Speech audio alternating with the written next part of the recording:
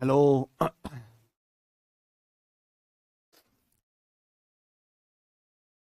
नमस्ते हमारे प्यारे भाइयों बच्चों, क्या मैं आप सबको लाइव दिखाई दे रहा हूं? चलिए शुरू करते हैं मेरे प्यारे दोस्तों। आज की कहानी हम लोग परसेंटेज पढ़ रहे हैं। परसेंटेज में मैंने आपको बताया है सक्सेसिव परसेंटेज चेंज, क्रमागत प्रतिशत परिवर्तन, है ना? पूरे अर्थमेटिक का सबसे ज्यादा इंपॉर्टेंट कॉन्सेप्ट। पुरुषोत्तम कुमार कह रहे सर बेसिक ज्यादा बताइए। हाँ बेटा पुरुषोत्तम कुमार, कल मैंने तुम्हें 1 घंटा केवल बेसिक ही बताया ना, सक्सेसिव परसेंटेज चेंज का, उससे आपका पेट नहीं भरा?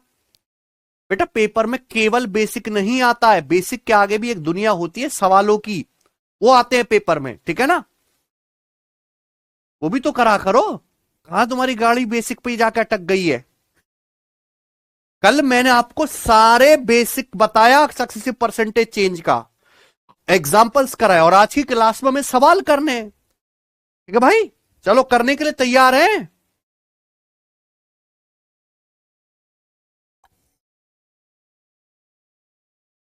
चलिए आइए, सक्सेसिव परसेंटेज चेंज का आज की क्लास का मेरे प्यारे भाई पहला सवाल, पहला टाइप। मैंने आपको बताया कि जहां बीच में प्लस आता है वहां क्या लगेगा? डेविएशन। जहां बीच में मल्टीप्लाई आता है वहां क्या लगेगा मेरे प्यारे भाई? सक्सेसिव। ठीक है ना? चलो ध्यान से सुनेगा। यदि किसी आयत की लंबाई 13% बढ़ जाती है, आयत की चौड़ाई 8% कम हो जाती है, तो आयत के क्षेत्रफल में प्रतिशत परिवर्तन क्या होगा? यही सवाल है। देखो प्यारे बच्चों, मैंने आपको पढ़ाया हुआ है, आपको पता भी होगा कि ये आयत है, ये होता है आयत, ये इसकी लंबाई है, और ये प्यारे दोस्तों क्या है? इसकी चौड़ाई। ठीक है ना? तो किसी भी आयत का जो क्षेत्रफल होता है, किसी भी आयत का जो एरिया होता है, उसका कॉन्सेप्ट है लंबाई गुणा चौड़ाई, एल गुणा बी। अब सवाल ये कह रहा है कि एक आयत की लंबाई 13% बढ़ जाती है, बढ़ने का मतलब प्लस, आयत की लंबाई 13% बढ़ जाती है, उसके बाद आयत की चौड़ाई 8% कम हो जाती है, चौड़ाई 8% कम हो जाती है। पूछा आयत के क्षेत्रफल में, यानी कि एरिया में कितने प्रतिशत का परिवर्तन होगा, यही सवाल है। क्या आपको साफ साफ दिख नहीं रहा प्यारे बच्चे कि यहां बीच में क्या आ रहा है? आ गया ना गुणा, और जहां बीच में गुणा आएगा वहां क्या लगेगा? सक्सेसिव। भाई लंबाई 13% बढ़ा दी, चौड़ाई 8% कम करिए, कम करी, इसलिए मैंने क्या लगाया? माइनस। तो एरिया में कितना परसेंटेज चेंज आएगा? एरिया में, तो एरिया में परसेंटेज चेंज आएगा 13 और -8 का सक्सेसिव। कल ही फॉर्मूला बताया मैंने, x plus Y plus X Y बटे 100%। 13 - 8 -13 गुणा 8 बटे 13 - 8 -13 गुणा 8 बटे 100%। तो 13 - 8 कितना आ गया? 5। 13 × 8 = 104। 104 को जब हम 100 से भाग करेंगे, 104 को 100 से, तो क्या आएगा? 1.04। तो 5 में से 1.04 घटाएंगे तो कितना आएगा? 3.96%। अरे पॉजिटिव आ रहा है, आंसर क्या आ रहा है? पॉजिटिव, यानी कि एरिया 3.96% इंक्रीज हो जाएगा, बढ़ जाएगा। आगे बात समझ में? कोई दिक्कत? आसान सवाल है ना? तो फॉर्मूला लगाओ और आंसर निकाल लो। ये देखिए सवाल नंबर 75। ईश्वर ने एक नया प्लॉट खरीदा, which need to be fenced immediately, जिसकी तुरंत फेंसिंग करने की जरूरत है, बाण लगाने की जरूरत है। ठीक है बच्चों, आप पूरा सवाल पढ़ लेते हैं पहले। इसके कारण आयताकार कार्यस्थल की लंबाई और चौड़ाई दोनों में ही 16% की कमी हो गई। ठीक है ना? क्षेत्रफल में हुई प्रतिशत कमी ज्ञात कीजिए। समझ में आया ना बच्चों? देखिए आपने एक प्लॉट खरीदा, प्लॉट जो है वो आयताकार है ऐसे, ठीक है ना? ये इसकी लंबाई है, और ये क्या है बच्चों? इसकी चौड़ाई। ठीक है ना? अब हम इसके चारों ओर की बाउंड्री करेंगे। बाड़ लगाने का मतलब चारों ओर की दीवार लगाना, बाउंड्री लगाना। ठीक है ना? पत्थर की मोटी मोटी दीवार लगाएंगे, कोई सांड वगैरह ना घुस जाए। ठीक है बच्चों? तो इस आयताकार ये जो हमारा प्लॉट है, इसका एरिया कैसे निकलेगा? लंबाई गुणा चौड़ाई, यही होता है। सबको फॉर्मूला पता है? अब जब हम इसके चारों ओर बाड़ लगा रहे हैं, इसकी चारों ओर से बाउंड्री चौबंदी कर रहे हैं, तो लंबाई भी 16% कम हो जाती है और चौड़ाई भी 16% कम हो जाती है। है ना, क्योंकि पत्थर की मोटी मोटी दीवार आ गई। तो क्षेत्रफल में कितने प्रतिशत की कमी हुई, यही सवाल है। तो बीच में क्या आ रहा है प्यारे दोस्तों, गुणा। तो एरिया में कितना चेंज आएगा, -16 और -16 का सक्सेसिव, दैट्स इट। कैसे, रेशियो की कोई जरूरत नहीं, फॉर्मूले से जल्दी हो जाएगा भाई। एक्स और वाई का नेट चेंज क्या होता है, X plus Y plus X Y बटे 100%। तो -16 का कितना आएगा, -16 -16 प्लस, अब आप देखो -16 की -16 में गुणा करेंगे तो पॉजिटिव ही हो जाएगा ना, x plus Y plus X गुणा वाई बटे 100। तो -16 की -16 में गुणा करेंगे प्लस ही हो जाएगा। तो आपको लिखने की जरूरत है क्या माइनस, नहीं। तो क्या लिखो आप, 16 गुणा 16 बटे, ठीक है ना, कि -16 गुणा -16 पॉजिटिव ही हो जाएगा। तो -16 प्लस -16 कितना आ गया, माइनस का 32। 16 गुणा 16 कितना है, 256। 256 को 100 से भाग करेंगे 2.56। तो -32 प्लस 2.56, -32 में से पहले 2 घटाओ 30, फिर 0.56 और कम कर लो, 29.44%। 29.44%। और ये आंसर कैसा आएगा, निगेटिव। निगेटिव का मतलब कि प्लॉट का एरिया 29.44% घट गया। क्या आंसर हो गया, ए ऑप्शन हो गया। कोई डाउट, कर लेंगे, आगे चलते हैं, बताइएगा।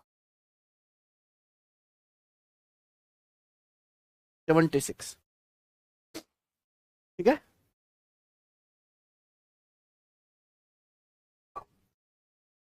हाँ, एक वर्गाकार खेल के मैदान की भुजा 60 मीटर है, प्रत्येक भुजा में 15% की वृद्धि हुई है, ठीक है बच्चों। तो पूछा इसके क्षेत्रफल में कितने प्रतिशत का परिवर्तन होगा, है ना। एक स्क्वायर खेल का मैदान है, ये क्या है, स्क्वायर खेल का मैदान। अब आप स्क्वायर या वर्ग समझते हैं भाई, एक ऐसा चौकोर चतुर्भुज जिसकी चारों भुजाएं क्या होती हैं, बराबर होती हैं, ये क्या कहलाता है, स्क्वायर या वर्ग। अगर आपको वर्ग का क्षेत्रफल निकालना है तो वर्ग का क्षेत्रफल होता है भुजा का वर्ग, यानी कि साइड का स्क्वायर। साइड का स्क्वायर, आई ना बात समझ में। अब बोला है प्रत्येक भुजा में 15% की वृद्धि हुई, इसका क्षेत्रफल कितना परसेंट बढ़ जाएगा। हालांकि जो समझदार बच्चे उनका आंसर आ चुका है, ऑप्शन नंबर बी। वर्ग का क्षेत्रफल क्या होता है, भुजा का वर्ग, ए स्क्वायर। ए स्क्वायर का मतलब मेरे प्यारे दोस्तों क्या हो गया, ए गुणा ए, ये हो गया ना, यही तो होता है। अब वर्ग की प्रत्येक भुजा 15% बढ़ाएगी, भाई ये भी 15% बढ़ाया गया और ये भी 15% बढ़ाया गया, है कि नहीं। और बीच में क्या है, बीच में क्या स्टूडेंट्स, है ना। तो यानी कि एरिया में कितना चेंज आएगा, 15 और 15 का सक्सेसिव, जो कितना आ जाएगा, 15 प्लस 15 प्लस 15 गुणा 15 बटे 15 प्लस 15 प्लस 15 गुणा 15 बटे 100%, ठीक है ना भाई। आप बोलोगे हाँ जी सर। तो 15 प्लस 15 क्या आ गया, 30, और 15 गुणा 15 225 बटे 100 कितना आ गया, 2.25। तो 30 प्लस 2.25 कितना आ गया, 32.25% वर्ग का क्षेत्रफल बढ़ जाएगा, ठीक है ना। देखो वर्ग का क्षेत्रफल होता है भुजा का वर्ग, ए स्क्वायर। तो देखो यहां पे क्या आ रहा है, पावर 2, क्या आ रहा है, पावर 2। वर्ग की भुजा कितनी बढ़ाई गई है, 15%। तो अगर पावर 2 है तो यानी कि आपको 15% का 2 बार सक्सेसिव करना था। कितनी बार करना था, 2 बार, बस। समझ में ना बात। आप बोलोगे हाँ जी सर, ये बताइए।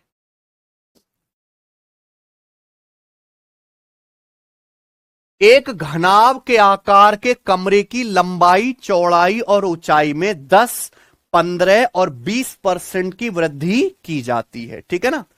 घनाभ के आयतन में प्रतिशत परिवर्तन ज्ञात कीजिए, ठीक है ना बच्चों।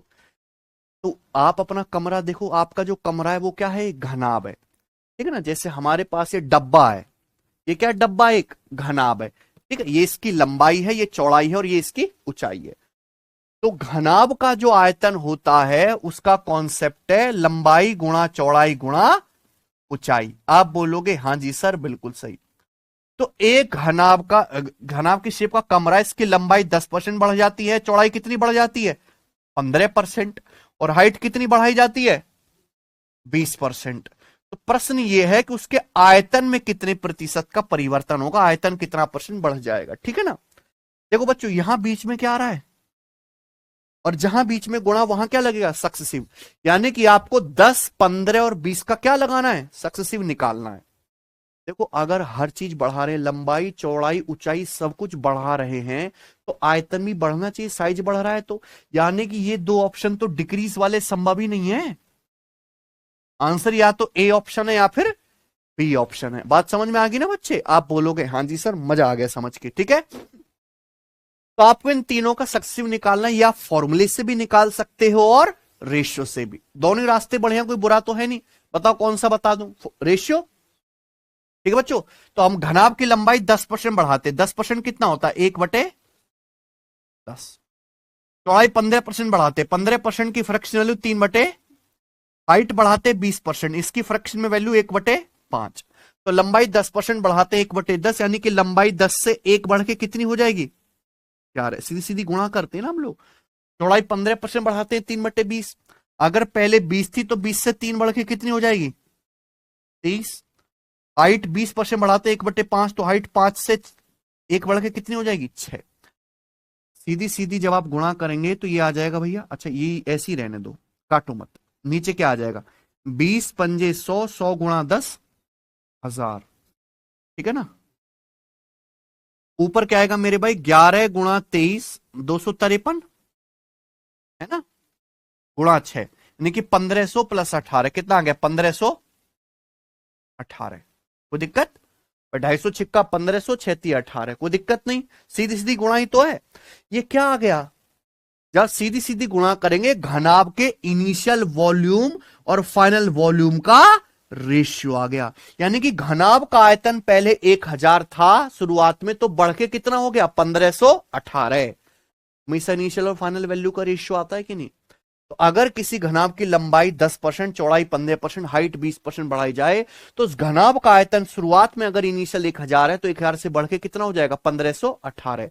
आपसे पूछा आयतन में प्रतिशत वृद्धि, देखो यहां पे बेस 1000 है, अगर 1000 को 100 बना लो तो डायरेक्ट परसेंटेज में आता है आंसर। मैंने आपको बताया हुआ है ना, अगर बेस 100 होता है तो सीधा आंसर किस में आता है? परसेंटेज में। जैसे 1000 है, 1000 को अगर 100 बनाना है तो क्या करना होगा? 10 से भाग। तो अगर मैं ऊपर नीचे अंश में भी हर में भी 10 से भाग दे दूं तो ये 1000 का क्या हो जाएगा? 100, और ऊपर 10 से भाग दूंगा तो क्या हो जाएगा? 151 पॉइंट, यानी कि घनाभ का आयतन पहले 100 था तो 100 से 151.8 हो गया, तो कितना बढ़ गया? 51.8 बढ़ गया, और सीधा किस में आ गया? परसेंटेज में। तो ऑप्शन नंबर कौन सा सही है? ए ऑप्शन सही है। आई बात समझ में? कोई तकलीफ? आगे चलते, ये बताइए, सवाल नंबर है आपके सामने यहां पर 78, बनाइए। एक सिलेंडर की त्रिज्या 120% बढ़ जाती है, इसकी ऊंचाई 40% कम हो जाती है। 40% तक नहीं आएगा, 40% है ना। इसकी हाइट 40% कम हो जाती है, इसके आयतन में प्रतिशत वृद्धि क्या है? आई बात समझ में? सिलेंडर आप समझते हैं, ये सिलेंडर है मेरे पानी का गिलास, बेलन। इस सिलेंडर का जो आधार है वो क्या है? एक सर्कल, एक वृत्त है। इस सर्कल की त्रिज्या हमने कितनी बढ़ा दी? 120%। इसकी ये ऊंचाई है, ऊंचाई का जो है हमने 40% कम कर दी। तो पूछा इसके आयतन में प्रतिशत वृद्धि क्या है। देखो ये सवाल परसेंटेज के ही हैं, लेकिन इन सवालों को करने के पहले आपको मेंसुरेशन के फॉर्मूले याद होने चाहिए, ठीक है ना। सारे एक टाइप के सवाल हैं बच्चों। पहला टाइप में बता रहा हूं मेंसुरेशन बेस्ड परसेंटेज के सवाल, ठीक है ना बच्चों। तो जब तक आपको इनके फॉर्मूला याद नहीं होंगे आप इन सवालों को नहीं कर पाओगे, है कि नहीं बच्चों? कोई दिक्कत? तो किसी भी सिलेंडर का वॉल्यूम या आयतन का फॉर्मूला होता है पाई आर स्क्वायर एच। सिलेंडर के वॉल्यूम या आयतन का फॉर्मूला होता है पाई आर स्क्वायर एच, जहां आर क्या है? आधार की त्रिज्या, और एच क्या है? सिलेंडर की हाइट। और पाई का मान सबको पता है 22/7, है ना। अगर आप किसी सिलेंडर की रेडियस बदलोगे और हाइट बदलोगे तो उसका वॉल्यूम भी बदलेगा, बदलेगा ना। पाई का मान फिक्स होता है, यानी कि पाई का मान तो बदलेगा ही नहीं, यानी कि सिलेंडर का जो आयतन है वो केवल रेडियस के स्क्वायर और हाइट पे निर्भर करता है।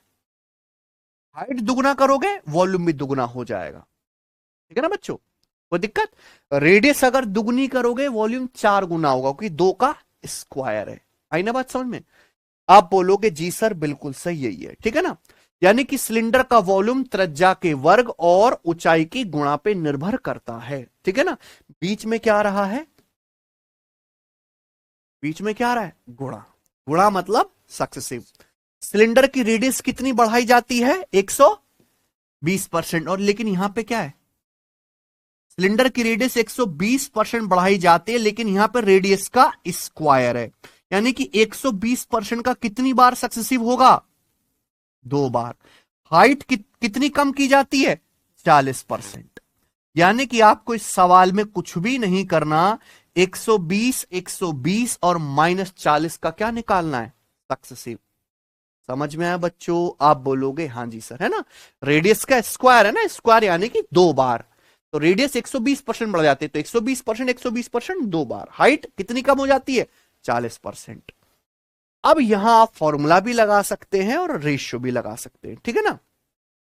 चलो अब मुझे बताओ 120% की फ्रैक्शन वैल्यू क्या होती है? 6/5।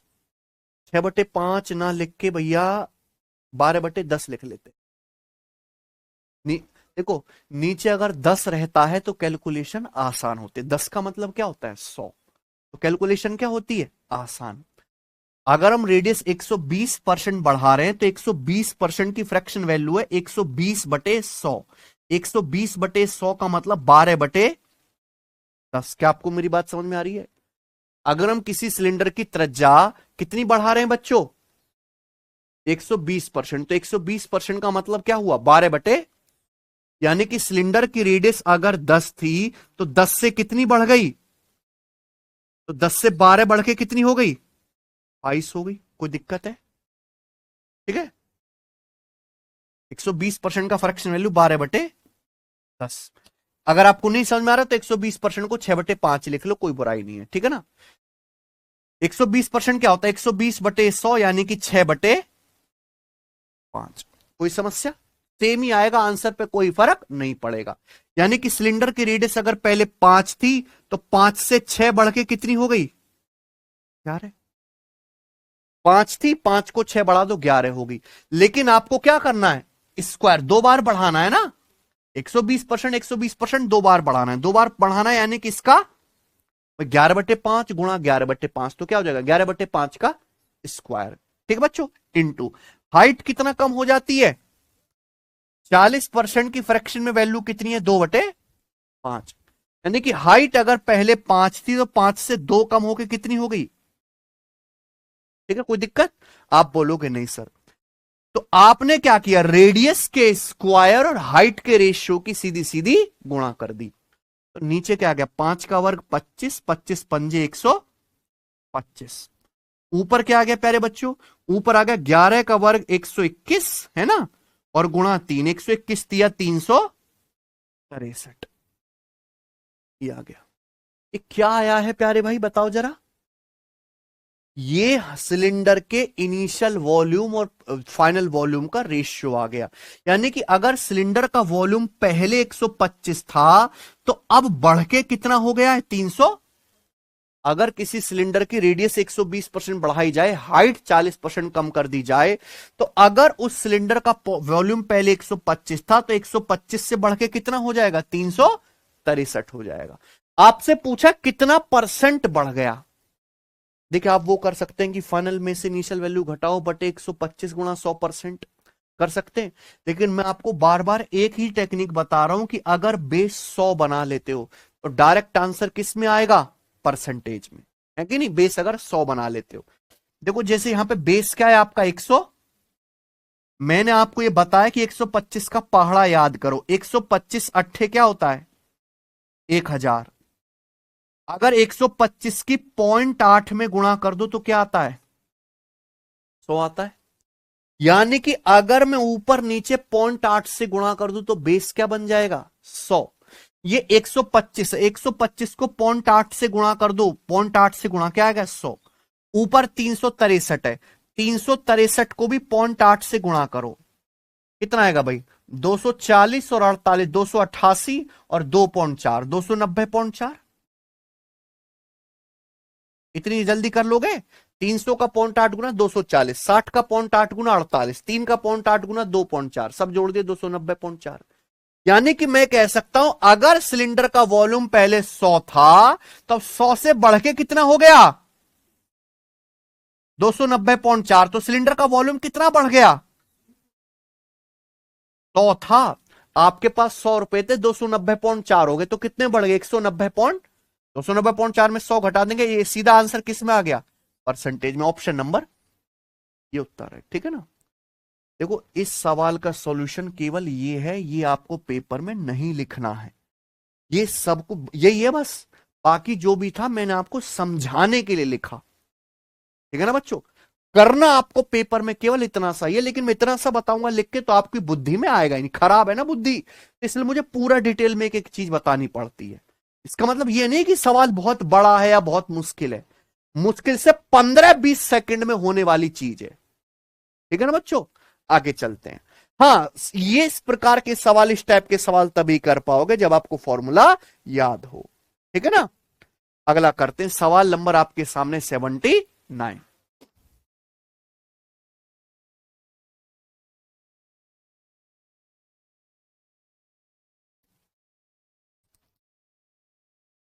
यदि किसी गोले की त्रिज्या में 16 सही 2/3% की वृद्धि होती है तो इसके पृष्ठ क्षेत्रफल में हुई प्रतिशत वृद्धि ज्ञात करें। गोला आप समझते हैं, क्रिकेट की बॉल है ना, गोला है कहीं,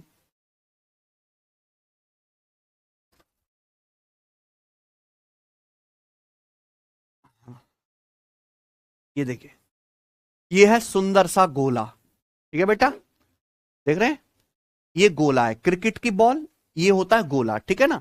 अब इस गोले की त्रिज्या, भाई बीच में कहीं ना कहीं इसका सेंटर होगा ना, सेंटर से सतह तक की दूरी क्या है त्रिज्या। इस गोले की त्रिज्या अगर 16 सही 2/3% बढ़ा दी जाती है तो इसके पृष्ठ क्षेत्रफल में प्रतिशत वृद्धि ज्ञात करें, है ना। तो बच्चों अगर किसी भी गोले की त्रिज्या आर है तो गोले का जो टोटल सरफेस एरिया यानी कि जो पृष्ठ का क्षेत्रफल है उसका फॉर्मूला होता है 4 पाई r स्क्वायर। ठीक है ना, गोले का जो पृष्ठ क्षेत्रफल है वो होता है 4 पाई r स्क्वायर। अब 4 पाई एक फिक्स नंबर है, गोले का सरफेस एरिया कब बदलेगा जब आप इसकी त्रिज्या को बदलोगे, समझ में आया ना। यानी कि गोले का जो सरफेस एरिया है वो केवल रेडियस के स्क्वायर पे निर्भर करता है। समझ में आया ना बच्चों, आप बोलोगे हाँ जी सर बिल्कुल सही। वैसे भी एरिया जो है वो सेंटीमीटर स्क्वायर में नापते हैं, एरिया यानी कि 2 पावर, और आयतन जो होता है वो सेंटीमीटर क्यूब में नापते हैं यानी कि 3 पावर। आई ना बात समझ में, आप बोलोगे हाँ जी सर। तो गोले की त्रिज्या 16 सही 2/3% बढ़ाई जाती है, 16 सही 2/3% की फ्रैक्शन वैल्यू क्या होती है 1/6, 1/6। भाई यहां पे फ्रैक्शन आसानी से बन नहीं है ना, तो पूछा इसका सरफेस एरिया कितना बढ़ जाएगा, तो टोटल सरफेस एरिया में क्या आ रहा है रेडियस का स्क्वायर। तो गोले की त्रिज्या बढ़ाई जाती है 16 सही 2/3% 1/6, यानी कि गोले की त्रिज्या अगर पहले 6 थी तो 6 से 1 बढ़ के कितनी हो गई, तो गोले का टोटल सरफेस एरिया किस रेशियो में चेंज हुआ इसका, सीधा स्क्वायर कर दो, स्क्वायर है स्क्वायर करो, क्यूब है क्यूब करो। ठीक है बच्चों, तो ये आ गया 7 का वर्ग 49 और 6 का वर्ग, यानी कि ये क्या आ गया, अगर गोले का सरफेस एरिया पहले 36 था शुरुआत में तो बढ़ के कितना हो गया 36 से 49 हो गया, तो कितना बढ़ा, शुरुआत में कितना था 36, परसेंटेज में कितना गुणा 100%, ये आ गया ना बच्चे। तो 4 से 100 25 बार, 4 से 36, तो 13 × 25 कितना आएगा 325 ना, 325/9%। तो ये आ गया भी 9 × 3 = 27, 27 और ये 5 बच जाएगा 55, 9 × 6 = 54, यानी कि अप्रोक्स 36% है ना, लगभग 36%। कौन सा ऑप्शन है, बी ऑप्शन। ठीक है ना बच्चों, कोई तकलीफ, आगे चलते हैं बताइए। ओके, आखिरी सवाल प्यारे दोस्तों इस टाइप का, ठीक है करें। सवाल नंबर है आपके सामने 80, बनाइए।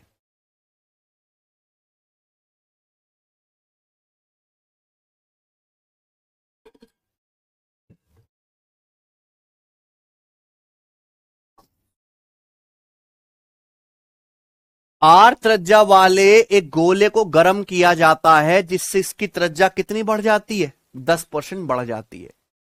तो पूछा है इसके आयतन में अनुमानित वृद्धि प्रतिशत ज्ञात कीजिए, यानी कि इस गोले का आयतन लगभग कितने प्रतिशत बढ़ जाएगा, यही सवाल है ना। कोई तकलीफ बताओ।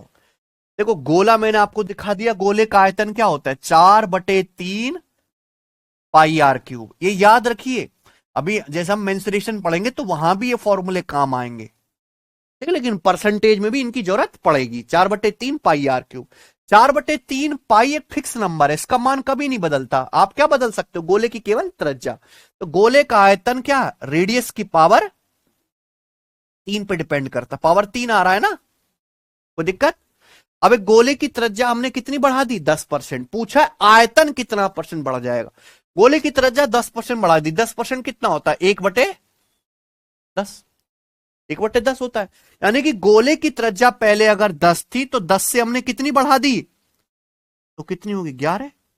तो आयतन किस अनुपात में बदलेगा मेरे भाई, इसका क्यूब, पावर 3। कोई दिक्कत, आप बोलोगे नहीं सर। तो नीचे 10 का क्यूब 1000, ऊपर 11 का क्यूब कितना आ गया, 1331। यानी कि अगर गोले का वॉल्यूम पहले 1000 था तो 1000 से 1331 हो जाएगा। 1000 को बेस 100 बनाने के लिए ऊपर नीचे क्या करो, 10 से भाग। अगर नीचे 10 से भाग देंगे तो 1000 का हो जाएगा 100 और ये क्या हो जाएगा, 133 पॉइंट। यानी कि गोले का आयतन पहले 100 था तो 100 से 133.1 हो गया, तो कितना बढ़ जाएगा, 33.1%। क्या आंसर आ गया, तो तकलीफ, ठीक है जी। इसी के साथ ये टाइप समाप्त होता है। अब हम आगे चलेंगे, ठीक है बच्चों, करें, क्या आप आगे पढ़ने के लिए तैयार हैं, बताइए प्यारे दोस्तों। अगला 82 आएगा, 81 आएगा, हाँ ये वाला होगा ना पहले, बताइए।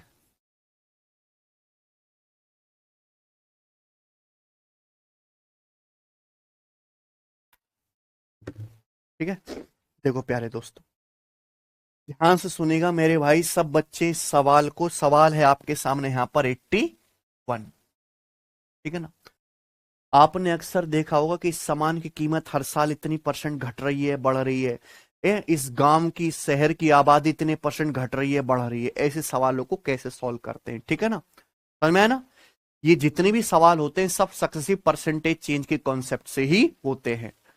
तो अगला टाइप है वो जिसमें आपको इनिशियल वैल्यू दी जाएगी, यानी कि शुरुआत की वैल्यू दी जाएगी और आपसे फाइनल अंतिम वैल्यू पूछी जाएगी। समझ में आया ना बच्चों, कोई तकलीफ। चलिए जैसे ही देखिए, किसी कस्बे की वर्तमान जनसंख्या 10,630 है, एक टाउन की प्रेजेंट में पॉपुलेशन है 10,630। It increases by 25% and 50% in 2 successive years but decreases by 68% in the third year. पहले 2 सालों में इस कस्बे की जनसंख्या 25% बढ़ती है और 50% बढ़ती है, तीसरे साल में 68% कम हो जाती है। तो पूछा तीसरे साल के अंत में कस्बे की जनसंख्या कितनी होगी। तो क्या ये सक्सेसिव परसेंटेज चेंज नहीं है मेरे भाई, बताओ। एक कस्बे की शुरुआत में जनसंख्या दे रखी है 10,630, पहले इसको 25% बढ़ाया है कि नहीं, 25% बढ़ाने के बाद जो संख्या आई, पुरानी से तो कोई मतलब नहीं है ना, अब उस संख्या को फिर से हमने कितना बढ़ा दिया, 50% बढ़ा दिया, है ना। अब जो जनसंख्या आई उसको कितना कम कर दिया, 68% कम कर दिया। अब बताओ अब जनसंख्या कितनी हो गई, पैटर्न समझ गए ना सवालों का। इनिशियल वैल्यू दी है, फाइनल वैल्यू पूछी है। तो बहुत आसान सवाल होते हैं मेरे भाई, और कोशिश करो कि ऑप्शन से ही इसकी कैलकुलेशन करी जाए। तो एक कस्बे की वर्तमान में जनसंख्या कितनी है, 10,630।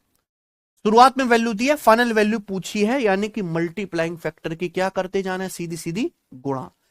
पहले साल जनसंख्या कितनी बढ़ती है, 25%, यानी कि 1/, अगर जनसंख्या 1/4 बढ़ाओगे, 1/4 यानी कि 4 से 1 बढ़ के कितनी हो जाएगी, 5, मल्टीप्लाई, है ना। दूसरे वर्ष कितनी बढ़ती है, 50%, यानी कि 1/2 का मतलब है अगर जनसंख्या 2 है तो 2 से 1 बढ़ के कितनी हो जाएगी, 3, मल्टीप्लाई।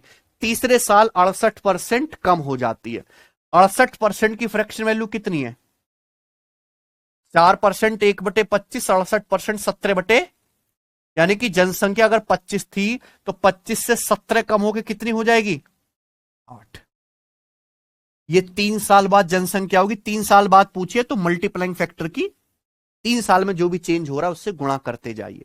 कोई तकलीफ? आप बोलोगे नहीं सर कोई भी तकलीफ नहीं है। बताओ, 4 दूनी 8 से 8 कट गया। 5 से आपका 25 भी कट गया, कितनी बार? 5 बार। 10,630 में एंड में जीरो आ रहा है, जीरो का मतलब होता है 10। ये 5 से ये 10 कट गया प्यारे दोस्तों, कितनी बार? तो जब आप सबकी गुणा करेंगे तो केवल आप इकाई का अंक मैच कर लोगे कि ऑप्शन में इकाई का अंक सब में अलग अलग है कि नहीं? तो यहां देखो ये 3 है, 3 की 2 में गुणा करेंगे 6 और 6 तिया, यानी कि आंसर जो भी आएगा उसका यूनिट डिजिट क्या होगा? कौन सा ऑप्शन है? कोई दिक्कत? 6378। ठीक है ना बच्चे, आगे चलें। सवाल नंबर 82 बताइए।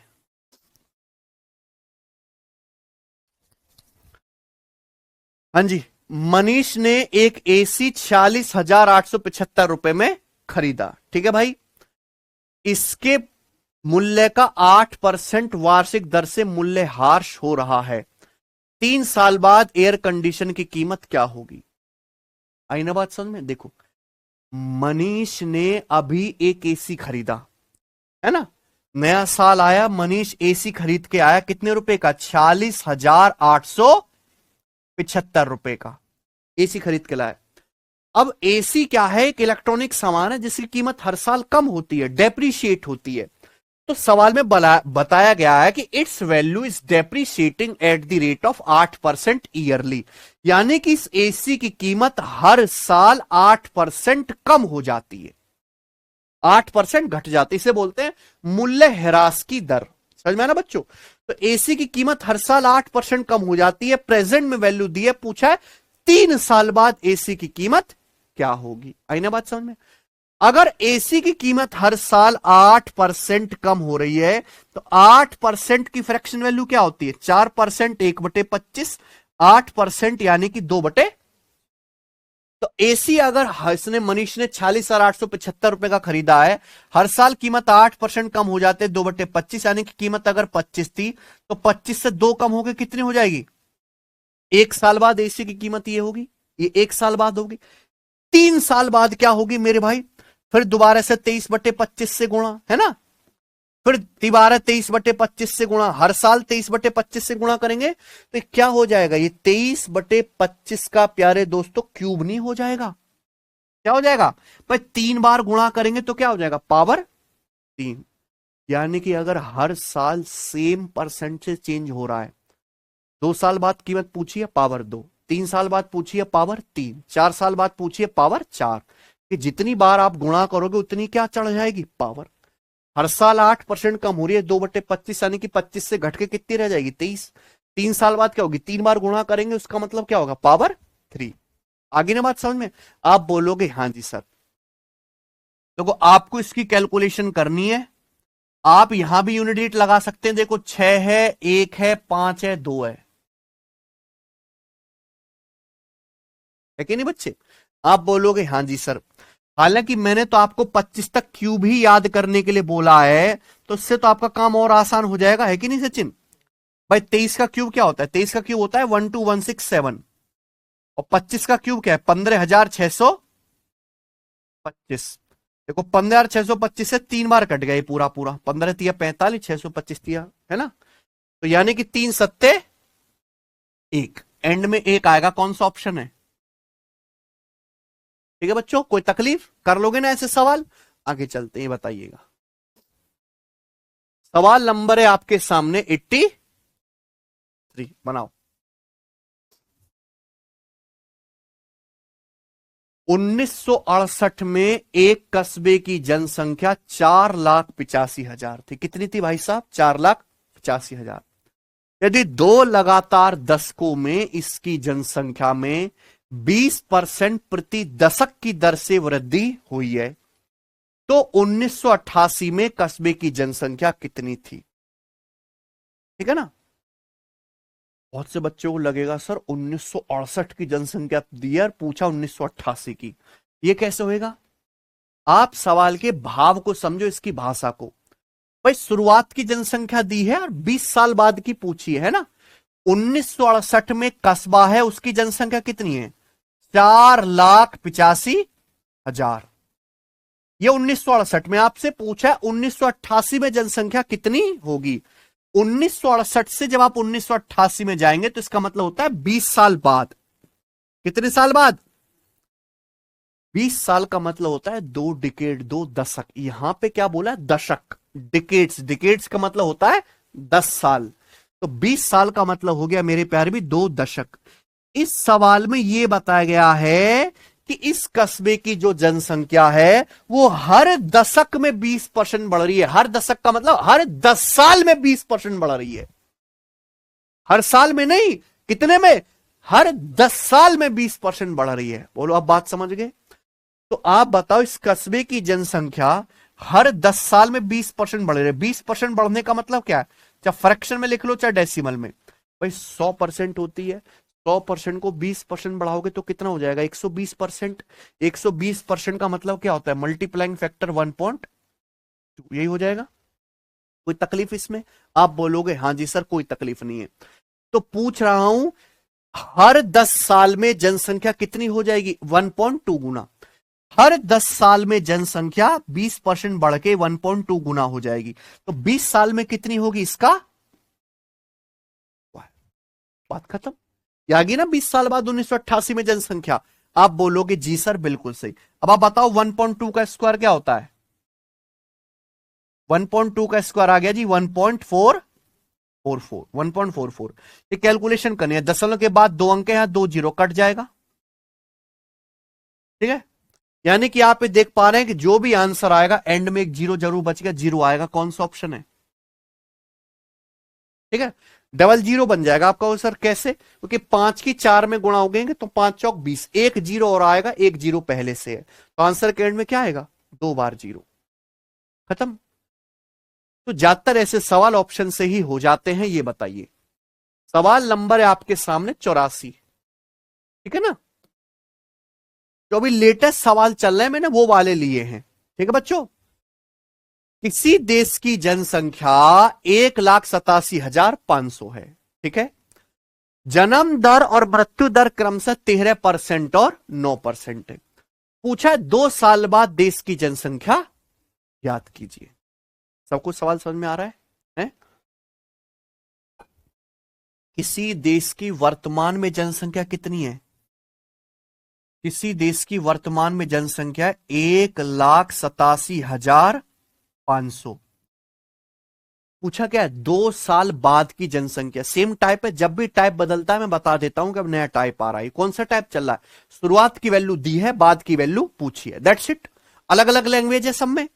अब मैं एक ही भाषा पे 10 सवाल करा दूं, कुछ सीखोगे आप, नहीं। तो कॉन्सेप्ट सेम है पर प्रेजेंटेशन अलग अलग है ना। जन्म दर और मृत्यु दर 13%, 9%। जन्म दर का मतलब क्या है कि हर साल 13% बच्चे पैदा होते हैं। जन्म दर 13% यानी कि शहर में 100 लोग हैं तो हर साल 13 बालक पैदा होंगे। मृत्यु दर 9% यानी कि 9% लोगों का नरकवास हो जाता है। क्लियर है, आप बोलोगे हाँ जी सर 13% पैदा हुए, 9% टपक गए, यानी कि इस टाउन की जनसंख्या हर साल 4% ही बढ़ रही है केवल। तो हमें पता लग गया कि इस कस्बे की जनसंख्या, इस देश की जनसंख्या मात्र हर साल 4% ही बढ़ती है। पूछा है 2 साल बाद देश की जनसंख्या ज्ञात कीजिए, कर लेंगे। बताओ बच्चों 4% की फ्रैक्शन वैल्यू क्या होती है, देखो। हाँ, 4, किसी भी संख्या को अगर आप 4% बढ़ाओगे तो कितना हो जाएगा, 104%, यानी कि 1.04 गुना। ठीक है, हर संख्या 100% होती है, 100% को 4% बढ़ाओगे तो कितना हो जाएगा, 104%। 104% क्या होता है, 1.04 गुना, है ना। तो भैया आप मुझे बताइए 1 साल बाद क्या होगी, 1.04 से गुणा, 2 साल बाद जनसंख्या क्या होगी, स्क्वायर। आप कहोगे सर ये कैलकुलेशन तो बहुत मुश्किल है, चलो इसे फ्रैक्शन में कर लेते हैं। आप इसको फ्रैक्शन में लिख लो।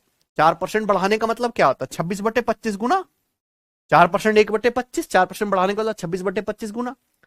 लेकिन मैं क्या करता हूं कि ज्यादातर सवाल ऑप्शन से ही होते हैं। 1.04 का मतलब क्या, 13 अट्ठे 104। 104 का मतलब क्या होता है, 13 अट्ठे 104। तो जब भी आप गुणा करेंगे 104 के भीतर 13 आ रहा है, यानी कि जो भी आंसर आएगा वो 13 से कटने वाला होगा। किससे कटने वाला होगा, 13 से।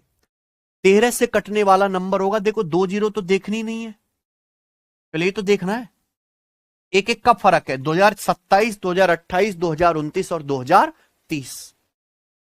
एक ही नंबर कटेगा, उससे उस +1 करके आता जा रहा है, अगला कटेगा ही नहीं। 13 से 13 कम 13 और 7 2 13 पंजे 65, और 65 के बाद कितना बच जाएगा, 77। 77 ये नहीं कटेगा, ये वाला कट गया, 13 78। ठीक है आंसर 1300 कट गया। 2028 में 1300 कट गया, बचा कितना 728। 13 पंजे 65 और 7 13 78। ये क्या हो गया, ठीक है। 13 का नियम भी लगा सकते हैं कि भाई 2028 है, यही है ना, 3 3 का पेयर बनाओ, 28 और 2 का डिफरेंस 13 से कट गया, है कि नहीं।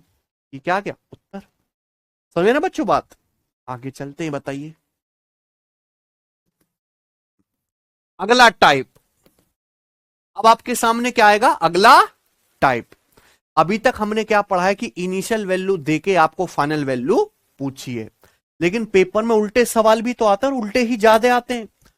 अगर मान लीजिए किसी सवाल में आपको फाइनल वैल्यू दी हुई है और आपसे इनिशियल वैल्यू पूछिए, तो कैसे करेंगे सवाल, ठीक है, कोशिश करें। चलिए, एक गांव की 10% आबादी हैजा से मर गई, ठीक है, तो दहशत फैल गई। इस दौरान बची हुई 25% आबादी ने गांव छोड़ दिया। अब जनसंख्या घटकर 4050 रह गई। तो आपसे पूछा है find the number of original inhabitants, मूल निवासियों की संख्या ज्ञात कीजिए। समझ में आया ना बच्चों। सवाल को पढ़ के आपको लगेगा नहीं कि ये सक्सेसिव का, क्योंकि लिखा छोड़ना है कि इसको सक्सेसिव के कंसेप्ट से करना, ठीक है ना। हालांकि जहां भी रिमेनिंग शब्द आता है कि बचे हुए लोगों का, वहां क्या होता है सक्सेसिव। आप बोलोगे सर कैसे, ध्यान सुनेगा। देखिए, एक गांव की शुरुआत में कुछ ना कुछ आबादी होगी, मुझे नहीं पता। एक गांव की इनिशियल कुछ ना कुछ पॉपुलेशन होगी, मुझे नहीं पता।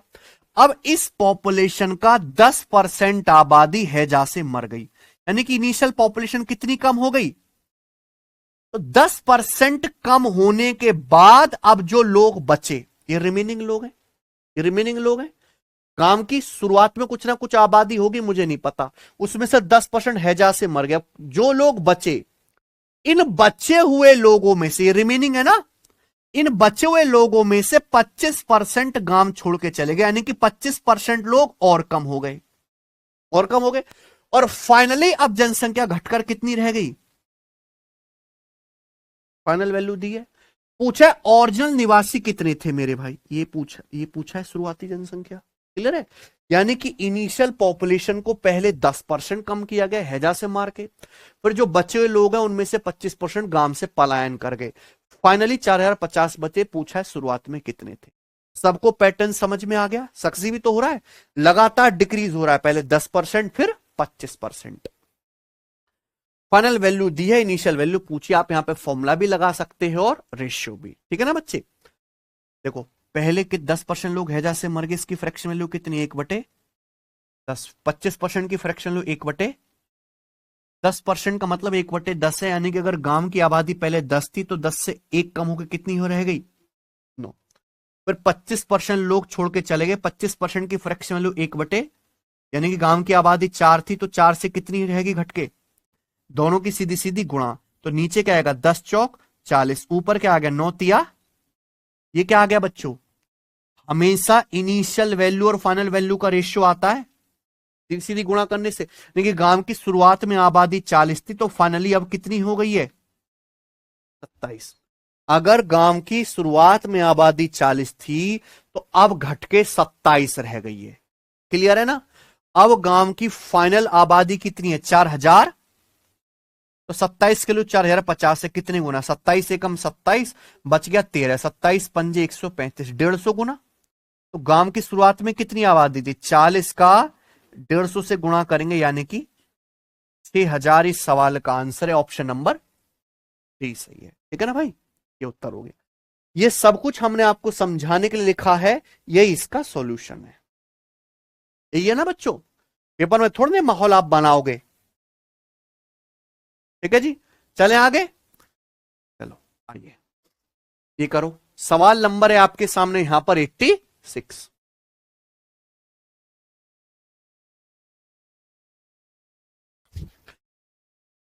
शिवम को उसकी बिक्री राशि में पहले साल में 4% की वृद्धि और दूसरे साल में 25% की वृद्धि प्राप्त हुई। इसके साथ ही उसकी वर्तमान बिक्री 1,40,400 रुपए है। पूछा 2 साल पहले उसकी बिक्री कितनी थी।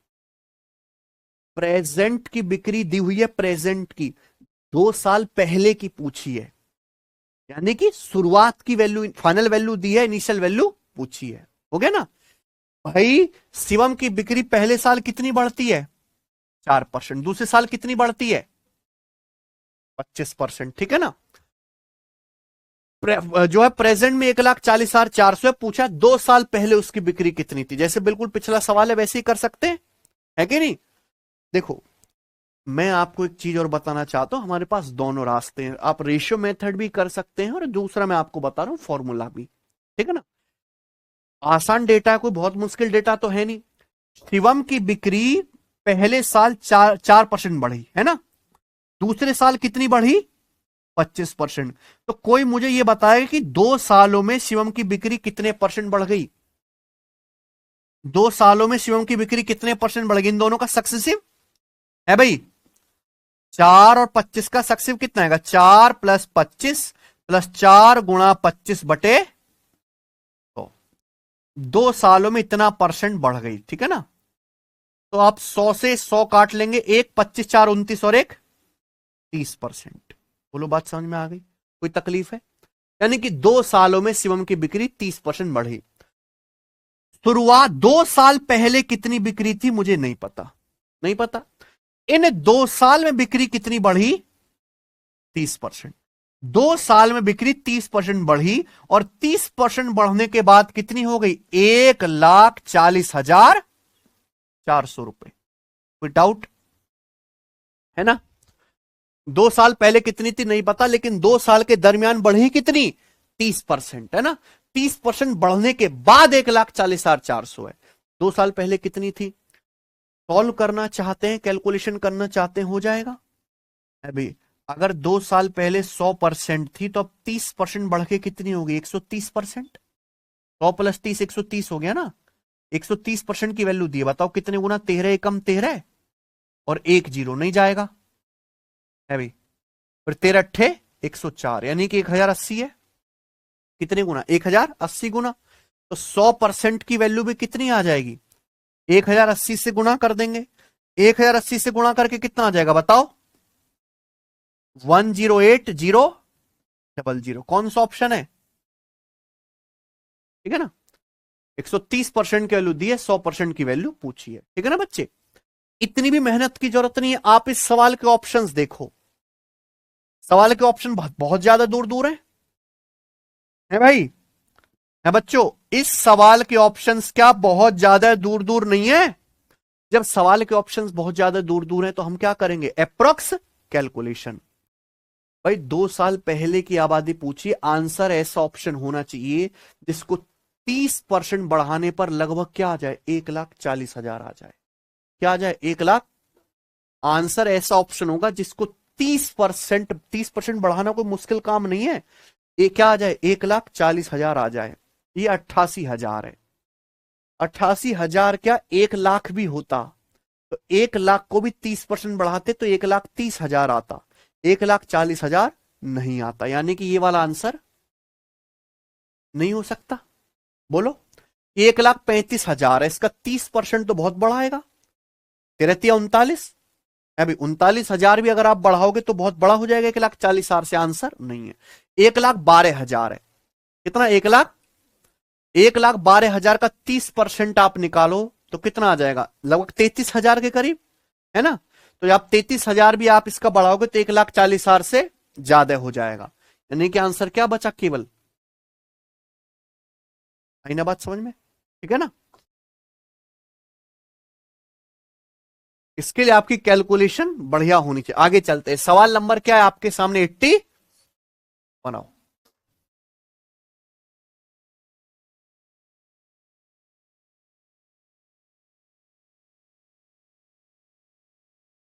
एट्टी सेवन नंबर, मजा आ रहा है।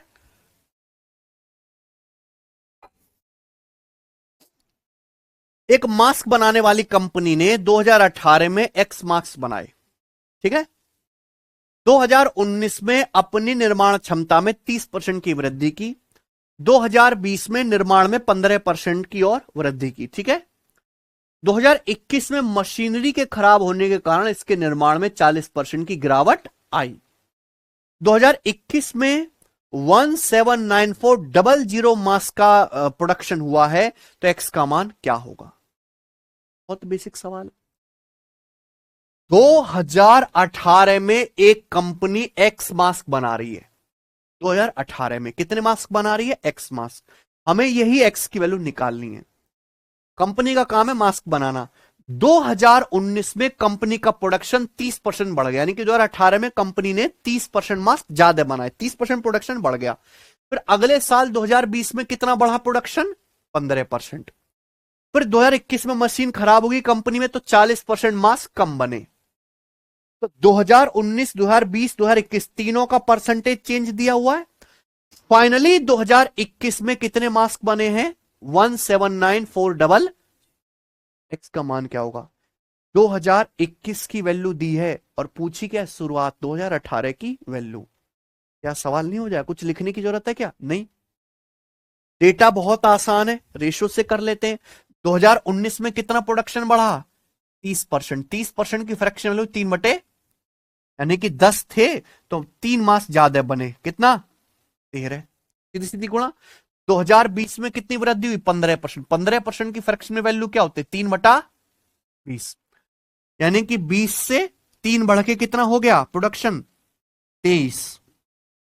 2021 में क्या है, मशीन खराब होगी, 40% उत्पादन कम हो गया, 40% की फ्रैक्शन वैल्यू 2/20%, 1/5, 40%, 2/5, यानी कि 5 से 2 हटके कितना हो गया, सीधी सीधी, कुछ कट रहा है नहीं। तो 20 पंजे 100, 100 दो शाम कितना आ गया, 1000। ऊपर क्या आएगा, ऊपर आएगा मेरे भाई 13 × 23, 13 × 23 का मतलब 260 और 39, 260 और 39 आ गया 299, है ना। 299 का 3 गुना कितना आएगा, 900 से 3 कम, यानी कि 800। कोई तकलीफ, ये क्या आ गया, इनिशियल वैल्यू और फाइनल वैल्यू का रेशियो आ गया, कोई तकलीफ तो नहीं हुई। यानी कि कंपनी अगर शुरुआत में 2018 में 1000 मास्क बनाती थी, तो अब फाइनली 2021 में कंपनी ने कितने मास्क बनाए, 897। कंपनी ने 2021 में कितने मास्क का निर्माण किया है, 179400। तो बताइए कितने गुना है, 897 यानी कि 900, 900 का दुगुना 1800। ये 3 कम है, ये दुगुना 6 कम है, डबल है, यानी कि 200 गुना। तो इसकी वैल्यू 200 गुना है, तो 1000 की वैल्यू भी 200 गुना होगी, 1000 का 200 गुना यानी कि 2,00,000। कौन सा ऑप्शन है आंसर। कोई तकलीफ, यानी कि मैं आपको बताना चाह रहा हूं कि सवाल किसी भी भाषा में आ सकता है, चाहे वो बीमारी की भाषा दे, है ना, ठीक है बच्चों, चाहे वो बिक्री की भाषा दे, बस आपको देखना है फाइनल वैल्यू दी है, इनिशियल पूछी है। आगे चलते हैं, बताएंगे सवाल नंबर 80 बनाओ।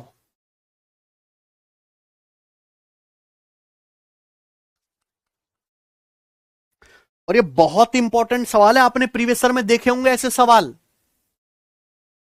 अरे देखे ना बाल को आपने ऐसे सवाल प्रीवियस ईयर में है?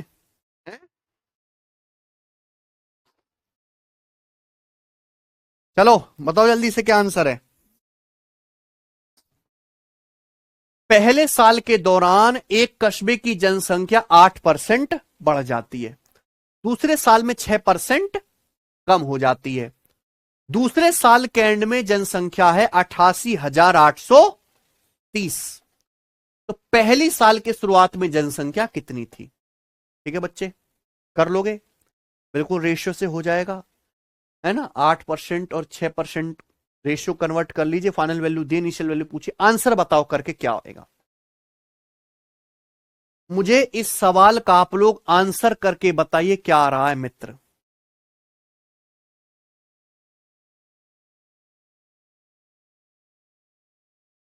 आकाश, आकाश कह रहा आंसर दीजिए। अब घोंचू, आंसर तुझे देना है, मेरा काम सवाल देने का है। अच्छा रितेश, भाई कंप्यूटर का बैच डलवाओ रितेश को, दिन भर कंप्यूटर का बैच मांगता, दिन भर।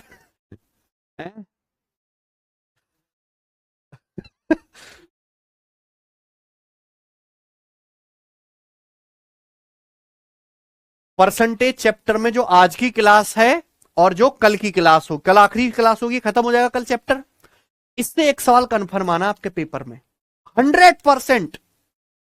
100%, ठीक है ना। वाकू पढ़ने में तुम्हारी कोई इच्छा नहीं है, ठीक है।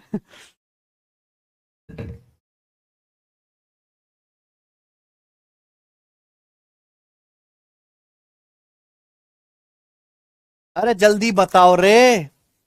कोई बी ऑप्शन कह रहा जी, कोई सी ऑप्शन कह रहा। ठीक है, जो भी है ठीक है ना।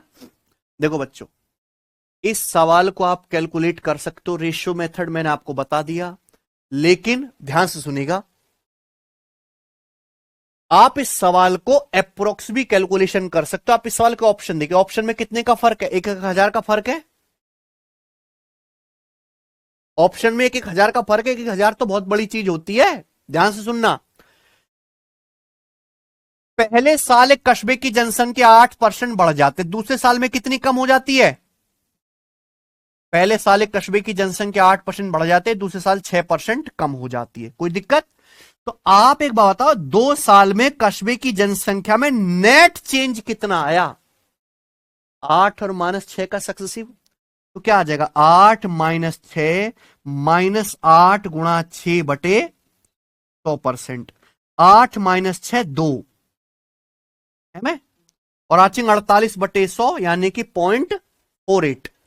तो 2 में से 0.48 घटाऊंगा, 2 में से 0.48 घटाऊंगा तो लगभग कितना आ गया? 1.5%। लगभग 1.5, अप्रोक्स 1.5% आएगा ना। 1.52% आएगा, जिसे अप्रोक्स में क्या कह सकते हो?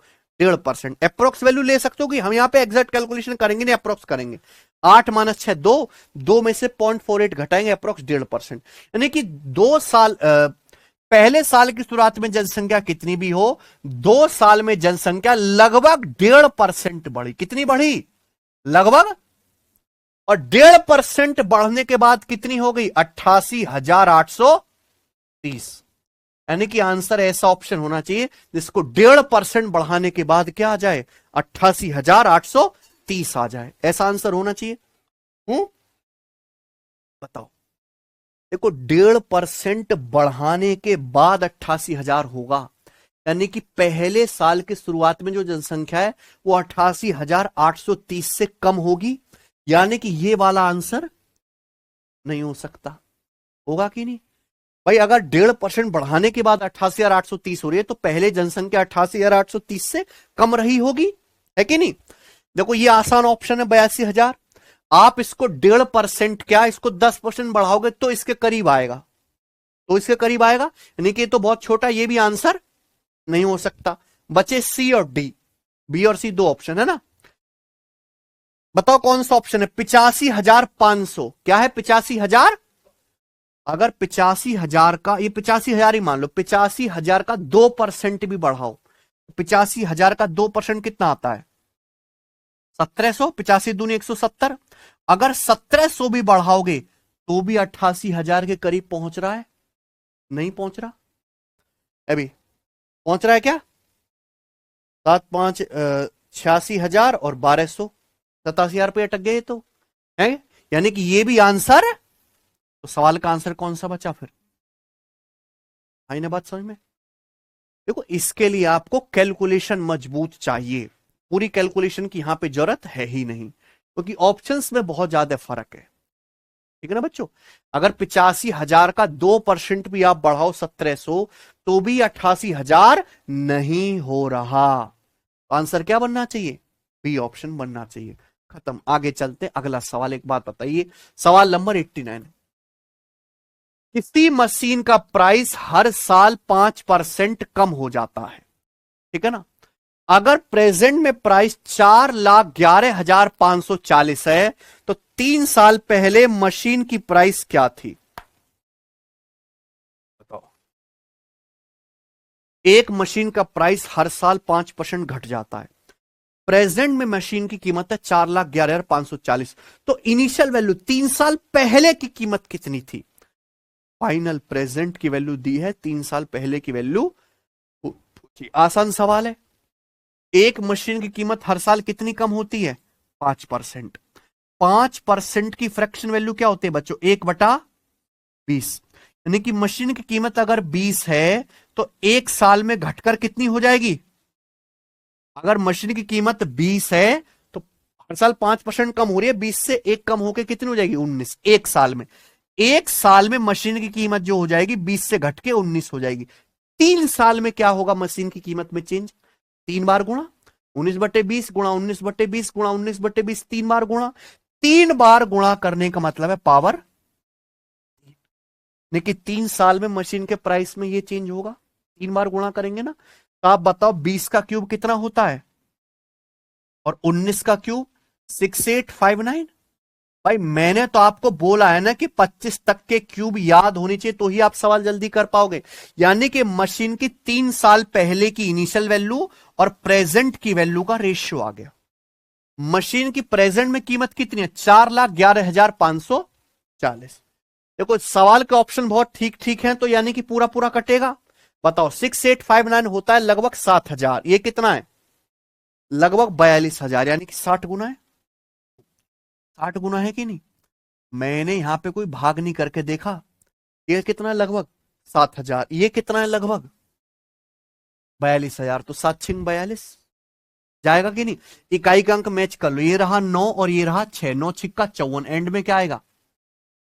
ऐसे होती है कैलकुलेशन। आई ना बात समझ में? 60 गुना है तो 8,000 की वैल्यू भी 60 गुना आएगी। कितना आ जाएगा? 8×6 = 48, 4 लाख। तो मशीन की 3 साल पहले कीमत थी 4,80,000। Option number D. समझ गए सवाल? आगे चलते हैं नेक्स्ट क्वेश्चन। सवाल नंबर है 90, बनाइए।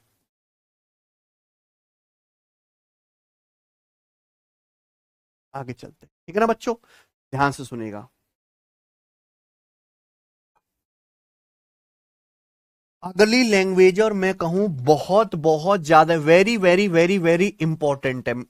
ठीक है, आपके पेपर के मैंने सवाल देखे तो बहुत आसान डाटा के थे, तो मैंने उसी लैंग्वेज पे दूसरे एग्जाम का टफ सवाल डाला है, बड़ी लैंग्वेज का। ठीक है जी, ध्यान से सुनिएगा आप लोग। इनकम, आप जो पैसा कमाते हो इनकम है, इनकम में खर्चा अगर कर दोगे तो जो बचेगा वो क्या? फाइनली आपकी बचत। ठीक है ना बच्चे? ध्यान से सुनिएगा। जब भी इनकम में रिमेनिंग वाला सवाल आएगा, क्या आएगा? रिमेनिंग वाला, तो आप समझ जाइए कि सक्सेसिव परसेंटेज चेंज का क्वेश्चन है। समझ आया ना? इनकम में रिमेनिंग वाला, ध्यान से सुनिएगा। संदीप अपनी सालाना इनकम का 32% किस पे खर्च करता है? भोजन पर। फिर बची इनकम का 20% किस पे खर्च करता है? यात्रा पर। और फिर बची हुई इनकम का 35% किस पे खर्च करता है? कपड़ों पर। हर साल 70,720 रुपए वो बचाता है।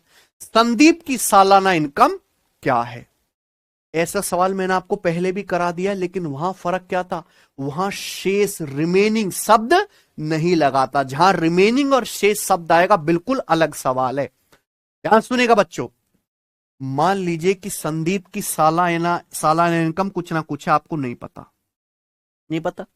संदीप अपनी इनकम का 32% खर्च करता है किस पे? खाने पे।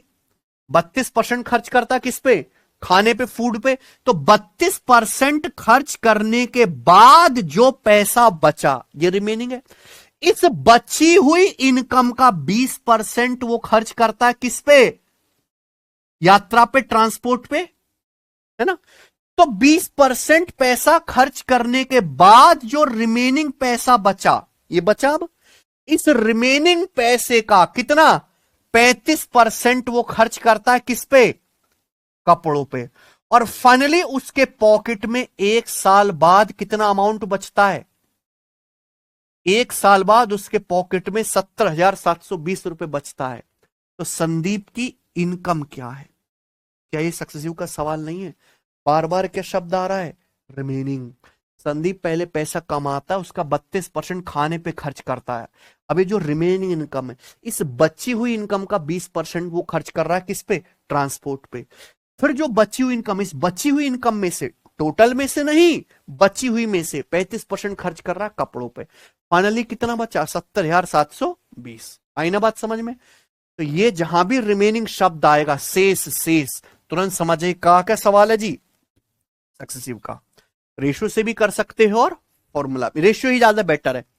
देखो 32% खर्च कर रहा है, 32% की फ्रैक्शन वैल्यू क्या होती है? 8/4%, 1/25, 32% 8/25। 8/25 खर्च करोगे तो 25 से 8 खर्च करोगे तो कितना बचेगा? 25 में से 8 खर्च कर दिया, खाने पे कितना बचा? 17। फिर मल्टीप्लाई, रिमेनिंग का 20% खर्च किया, कितना हो गया?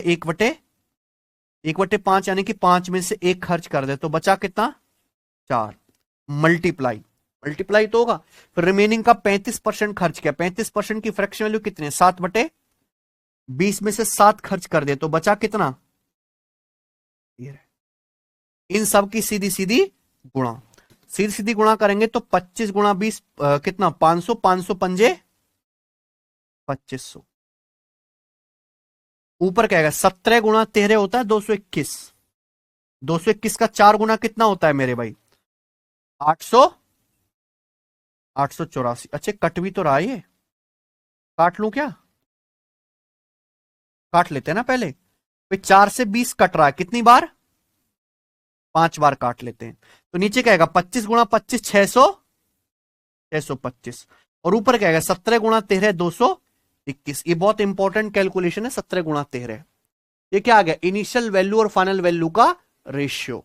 यानी कि मेरे प्यारे भाई बहुत सिंपल सी बात है, अगर संदीप की इनकम 625 थी तो इस हिसाब से पैसा खर्च करने के बाद फाइनली उसके पास कितना बचा? 200, है ना। फाइनल अगर संदीप की इनकम 625 थी तो इस हिसाब से पैसा उड़ाने के बाद 221 यूनिट बचा। 221 की वैल्यू सवाल में कितनी दी है? 70,700 फाइनल वैल्यू। तो 221 का 3 गुना है ये 693, ठीक है ना बच्चे? 221 का 3 गुना 693, क्या बचेगा यहां पे? 7 7 14 है 63। हाँ 221 तिया हो जाएगा ना, सॉरी 663। तो कितना बचेगा? 37 और 7 44, 442 हो गया। 221 दूनी 442, 320 बार जाएगा। अगर 320 बार गया तो 625 की वैल्यू भी 320 गुना होगी, है भाई? कोई दिक्कत?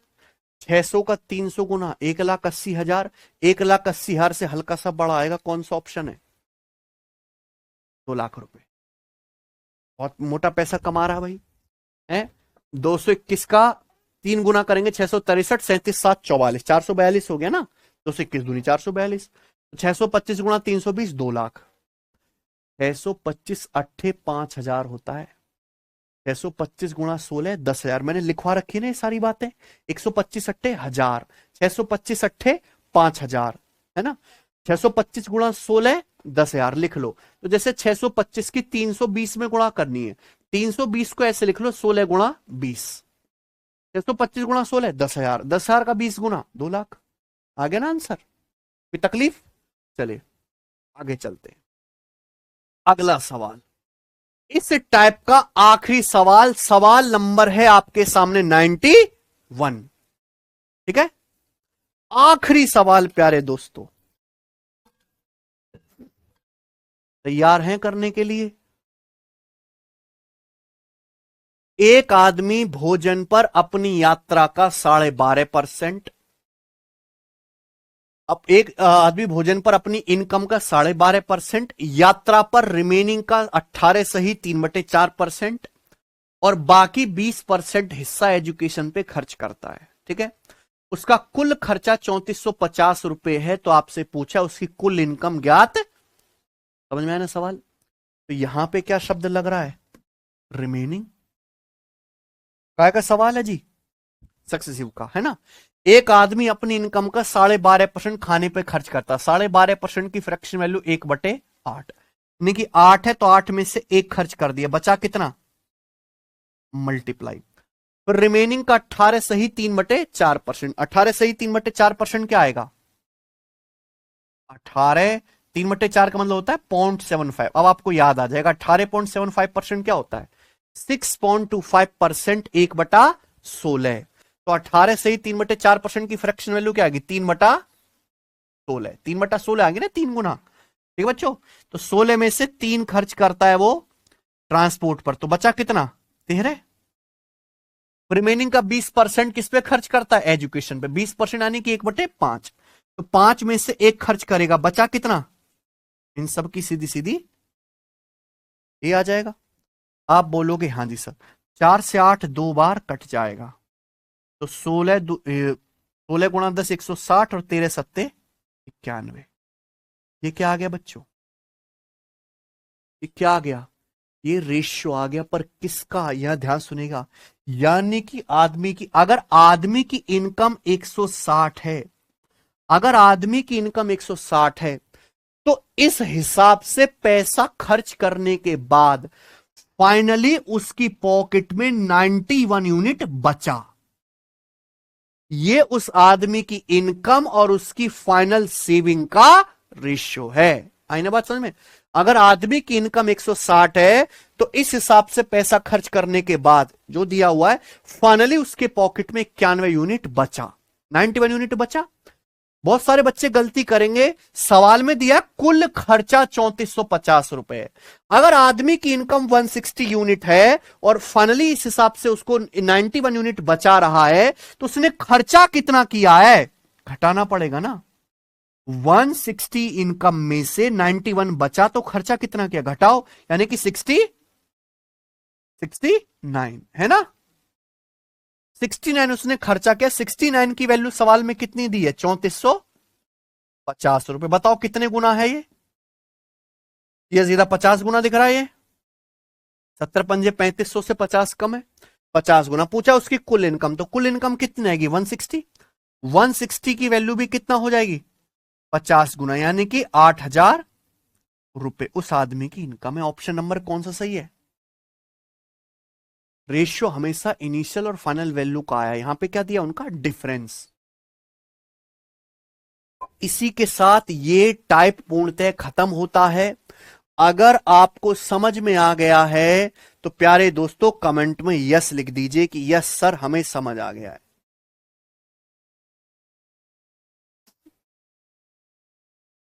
पुरुषोत्तम कुमार कहने सर पढ़ने में मन नहीं लग रहा है, प्लीज सर कुछ मोटिवेशनल बताइए। हाँ, पढ़ने में मन नहीं लग रहा तो घास खोजने में लग रहा होगा। जाइए चौराहे पे ईंट पत्थर ढोइए, हैं, फिर मजदूरी मिस्त्री करिए तो मन लगेगा आपका। भट्टा पे ईंट बनाइए, बड़ा इंटरेस्टिंग काम है। अरे पढ़ने में मन नहीं लग रहा होगा तो कहीं तो लग रहा होएगा, वो करो। नाली कितनी गंदी है नोएडा की, दिल्ली की, करो साफ, देखो कितना मन लगेगा तुम्हारा वहां में, है?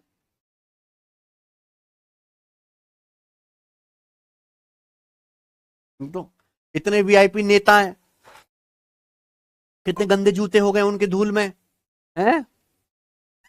करो साफ। मन लगेगा। चुप कहीं के, मन है तुम्हारा क्या है? अब मेरे कमेंट्स का जवाब नहीं देते हो बेटा, कमेंट्स जवाब देने लायक होता ही ना।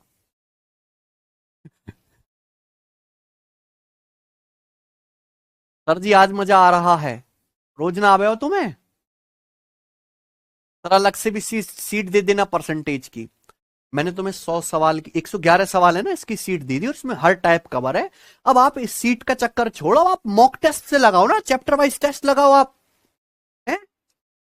चलिए अगला टाइप, अगला कॉन्सेप्ट, ठीक है ना, करें? करने के लिए तैयार हैं क्या आप? चलिए ध्यान सुनिएगा। अगला कॉन्सेप्ट, हालांकि इस कॉन्सेप्ट पे आपके पेपर में कोई डायरेक्ट सवाल नहीं आया है, पर कॉन्सेप्ट आपको आना चाहिए, ठीक है ना, कि आगे इसकी जरूरत पड़ेगी। देखो मैंने आपको सिखाया कि नेट परसेंटेज चेंज निकालने का फॉर्मूला मेथड भी है और रेशियो मेथड भी है, ठीक है ना। लेकिन क्या हो कि अगर आपको नेट परसेंटेज चेंज पहले से दिया हुआ है ना, और एक वैल्यू मिसिंग है, तो कैसे करोगे? मान लीजिए प्रश्न आ जाता है कि हमने एक संख्या को पहले 25% बढ़ाया, फिर x% बढ़ाया, और उस संख्या में जो कुल प्रतिशत वृद्धि है वो 42.5% है, तो बताइए x का मान क्या है? क्या आप मेरा सवाल समझ पा रहे हैं?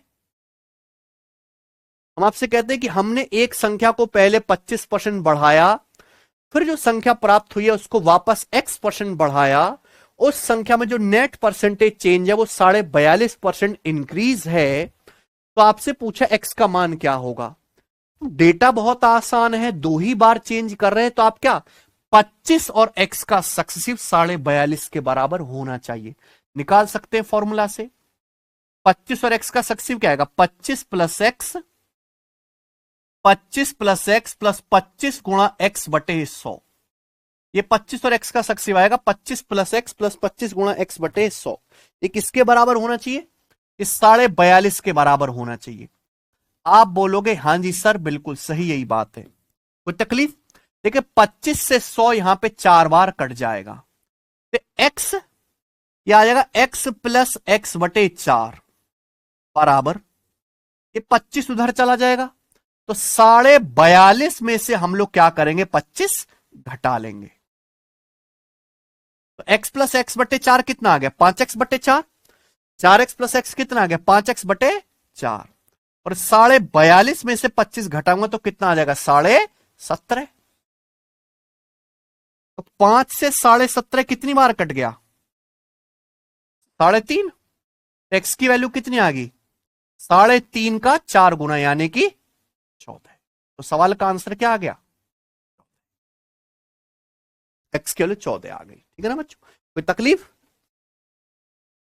ओके आगे चलें। अगली बात ये समझिए मेरे भाई कि ये आप फॉर्मूले से कर सकते हो, इस तरह के प्रश्न भी आते हैं पेपर में। अगर एक, और ये किसी भी लैंग्वेज में हो सकता है, मान लीजिए आपसे कहें कि एक त्रिभुज का आधार 25% बढ़ाया जाता है, बताओ उसकी हाइट कितने परसेंट बढ़ाई जाए कि एरिया 42.5% बढ़ जाए? ये सवाल आएगा, समझे ना? सवाल लिख लो चाहे अपनी कॉपी में। एक त्रिभुज का, मैं एग्जामिनर को हिंट दे रहा हूं, एक त्रिभुज का आधार बढ़ाया जाता है 25%, हाइट कितने परसेंट बढ़ाई जाए कि उसका क्षेत्रफल 42.5% बढ़ जाए? तो त्रिभुज का क्षेत्रफल क्या होता है?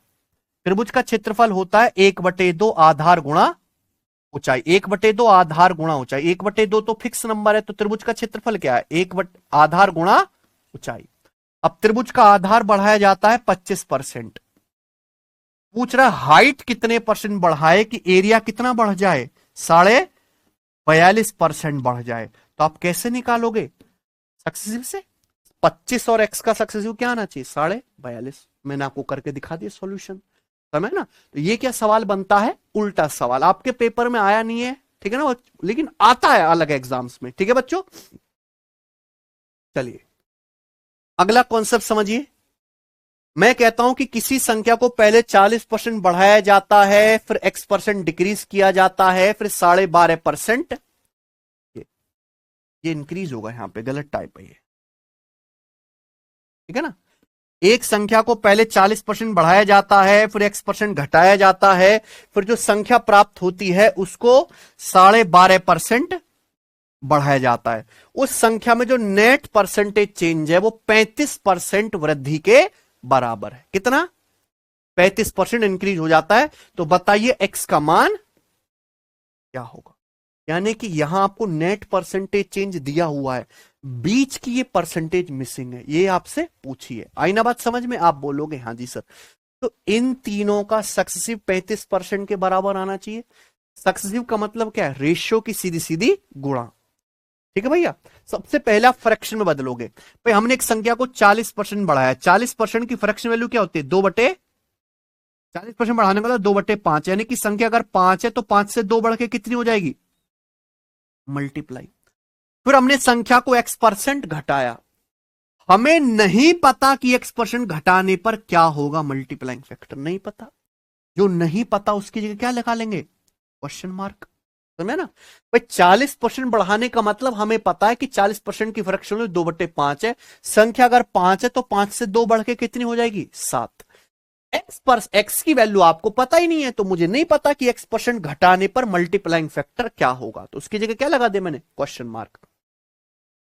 सीधी सीधी गुणा करेंगे, फिर 12.5% बढ़ाया जाता है। 12.5% की फ्रैक्शन वैल्यू 1/, यानी कि संख्या अगर 8 है तो 8 से 1 बढ़ के कितनी हो जाएगी? और इनका नेट चेंज क्या है? इनका नेट चेंज है 35% वृद्धि। 35% की फ्रैक्शन वैल्यू क्या होती है? 7/5%, 1/20। 35% क्या आ गया प्यारे बच्चों? 7/20। यानी कि संख्या अगर 20 है तो 20 से 7 बढ़ के फाइनली कितनी हो गई? 20 से 7 बढ़ के कितनी हो जाएगी? 27। कोई दिक्कत? आप बोलोगे हाँ जी सर बहुत बढ़िया। तो देखिए 9 से 27 आपका 3 बार कट गया। 20 से 8 पंजे 40 आपका 2 बार। तो आप मुझे बताओ यहां से क्वेश्चन मार्क कितना आ गया? ये जो नीचे का 2 है ये उधर जाके गुणा हो जाएगा 3 में। 2 की 3 में गुणा होगा कितना हो जाएगा? 6। और ये 7 यहां ऊपर है, कहां जाएगा? नीचे, यानी कि 6/7। तो मैं ये कह सकता हूं कि जब आप संख्या को x% घटाते हो तो मल्टीप्लाइंग फैक्टर कितना है? 6/। जब आप संख्या को x% घटाते हो तो मल्टीप्लाइंग फैक्टर कितना है? 6/7। 6/7 का मतलब कि जब आप संख्या को x% घटाते हो तो संख्या 7 से घट के कितनी हो जाती है? यानी कि संख्या कितनी कम हो रही है? 1/7। और 1/7 का मतलब क्या होता है? 14.28%। यानी कि x का जो मान आएगा वो कितना है? 14.28, है ना? जब आप संख्या को x% कम करते हो तो संख्या 6/7 गुना हो रही है, मल्टीप्लाइंग फैक्टर, है ना? ये मल्टीप्लाइंग फैक्टर है, तो संख्या कम कितनी हुई? 7 से 6 होगी तो 1/7 कम हुई है। 14.28% कम करोगे 1/7 तो ही तो मल्टीप्लाइंग फैक्टर 6/7 आएगा। एक्स का मान कितना है? 14.28। समझ में ना? ये उल्टी चीज भी आप सीख गए, इसी के साथ ये कॉन्सेप्ट भी खत्म। कोई बड़ी बात तो है नहीं है। आगे चलते हैं, सब बच्चे लिखेंगे अपनी कॉपी में इलेक्शन बेस्ड। ठीक है।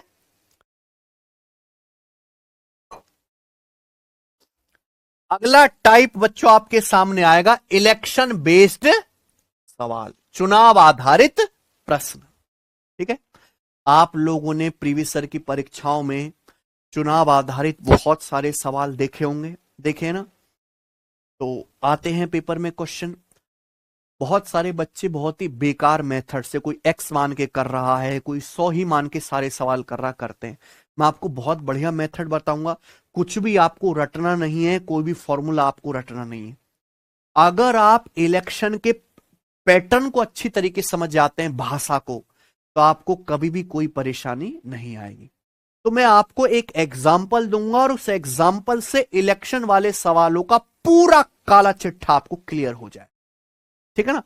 तसल्ली से 5 मिनट में आपका समय लूंगा, बिना हलक से आवाज निकाले सुनिएगा तसल्ली से। ठीक है ना बच्चे? चलिए, ये सारा डाटा, ये सारा एग्जाम्पल मैं अपनी मर्जी से ले रहा हूं आपको समझाने के लिए। ठीक है ना? सारा डेटा। चलिए, इलेक्शन बेस्ड या चुनाव आधारित प्रश्न। देखो हमारा देश में एक ही चीज होती है, हर हर दिन, हर महीने, हर साल चुनाव चुनाव होते रहते हैं। तो चुनाव में तो वैसे कई कई उम्मीदवार खड़े होते हैं, पर आपके पेपर में जो सवाल आता है उस सवालों में ज्यादातर 2 ही उम्मीदवार खड़े होते हैं, जिनमें से एक जीतता है और एक हारता है। ठीक है ना? तो जब भी किसी गांव में चुनाव होता है तो चुनाव आयोग की तरफ से एक लिस्ट आती है, जिसे हम कहते हैं वोटिंग लिस्ट। उनमें उन सभी वोटर्स का नाम लिखा होता है जो वोट देने के लिए योग्य हैं, एलिजिबल है, जिनकी एज 18 साल से ज्यादा है, भारत के नागरिक हैं। उसे बोलते हैं वोटिंग लिस्ट या कुल वोटर्स की संख्या। कुल वोटर्स की संख्या। तो मान लीजिए कि एक गांव में कुल वोटर हैं 100। या वोटिंग लिस्ट में कितने लोगों का नाम है? 100। क्या मान लिया हमने? मान लीजिए कि माना एक गांव में वोटिंग लिस्ट में 100 वोटर्स का नाम है, कुल वोटर्स की जो संख्या है वो 100 है। कितनी है? 100। ठीक बच्चों, बात समझ में आ गई? तो गांव में कुल वोटर्स हैं 100। आई बात समझ में? आप बोलोगे हाँ जी सर। अब देखिए, कुछ लोग ऐसा होता है कि गांव से बाहर रहते हैं, प्रधानी का चुनाव होता है, वोट डालने नहीं पहुंच पाते, तो इन 100 में से 20% लोग ऐसे हैं जिन्होंने वोट नहीं डाले, डिड नॉट कास्ट वोट्स। चुनाव में कितने वोटर्स हैं? 100 वोटर्स हैं कुल। 100 में से 20%, 100 का 20% कितना होता है? 20। 100 में से 20 लोगों ने वोट नहीं डाले, यानी कि कितने लोगों ने वोट डाले हैं? 80। तो ये हो गया अभी डाले गए वोट, इसे कहेंगे इंग्लिश में कास्ट वोट्स, डाले गए वोट। तो अगर टोटल वोटर 100 हैं, 20% ने वोट नहीं डाले, तो कितने लोगों ने वोट डाले? 80 यूनिट, 80 ने। अब देखो, कुछ वो वोटर्स ऐसे होते हैं कि भाई ईवीएम मशीन सामने रखिए, कांग्रेस और बीजेपी दोनों बटन एक साथ दबा दिए, तो वोट क्या हो जाएगी? खराब हो जाएगी। आई ना बात समझ में? तो जितने भी वोट डाले गए हैं, डाले गए वोटों का, कास्ट वोट यानी कि डाले गए वोट, डाले गए वोटों का 10% चुनाव आयोग ने इनवैलिड घोषित कर दिया, अयोग्य घोषित कर दिया। सारा डाटा मैं अपनी मर्जी से ले रहा हूं आपको समझाने के लिए कि ऐसे प्रोसेस चलता है। पहले कुल वोटर्स निकाले जाते हैं, फिर उसमें से देखेंगे कितने लोगों ने वोट डाले, फिर हम चेक करेंगे कि जितने वोट डाले हैं उसमें से कितने चुनाव आयोग ने रिजेक्ट कर दिए। तो डाले गए वोटों का 10% चुनाव आयोग ने क्या कर दिया? इनवैलिड, अयोग्य घोषित कर दिया। कितने वोट डाले गए थे बच्चों? 80। 80 का 10% कितना होता है? 8। यानी कि 8 वोट चुनाव आयोग ने जो है क्या कर दिए? अयोग्य घोषित कर दिए। तो 80 में से 8 घटाइए तो कितने वोट बचे? 72। ये है वैलिड वोट। क्या है बच्चों? ये वैलिड वोट्स, यानी कि योग्य मत, योग्य मत। आई ना बात समझ में? यानी कि हार जीत का फैसला इन 72 वोटों में से होना है। हार जीत का फैसला इन्हीं 72 वोटों में से होना है।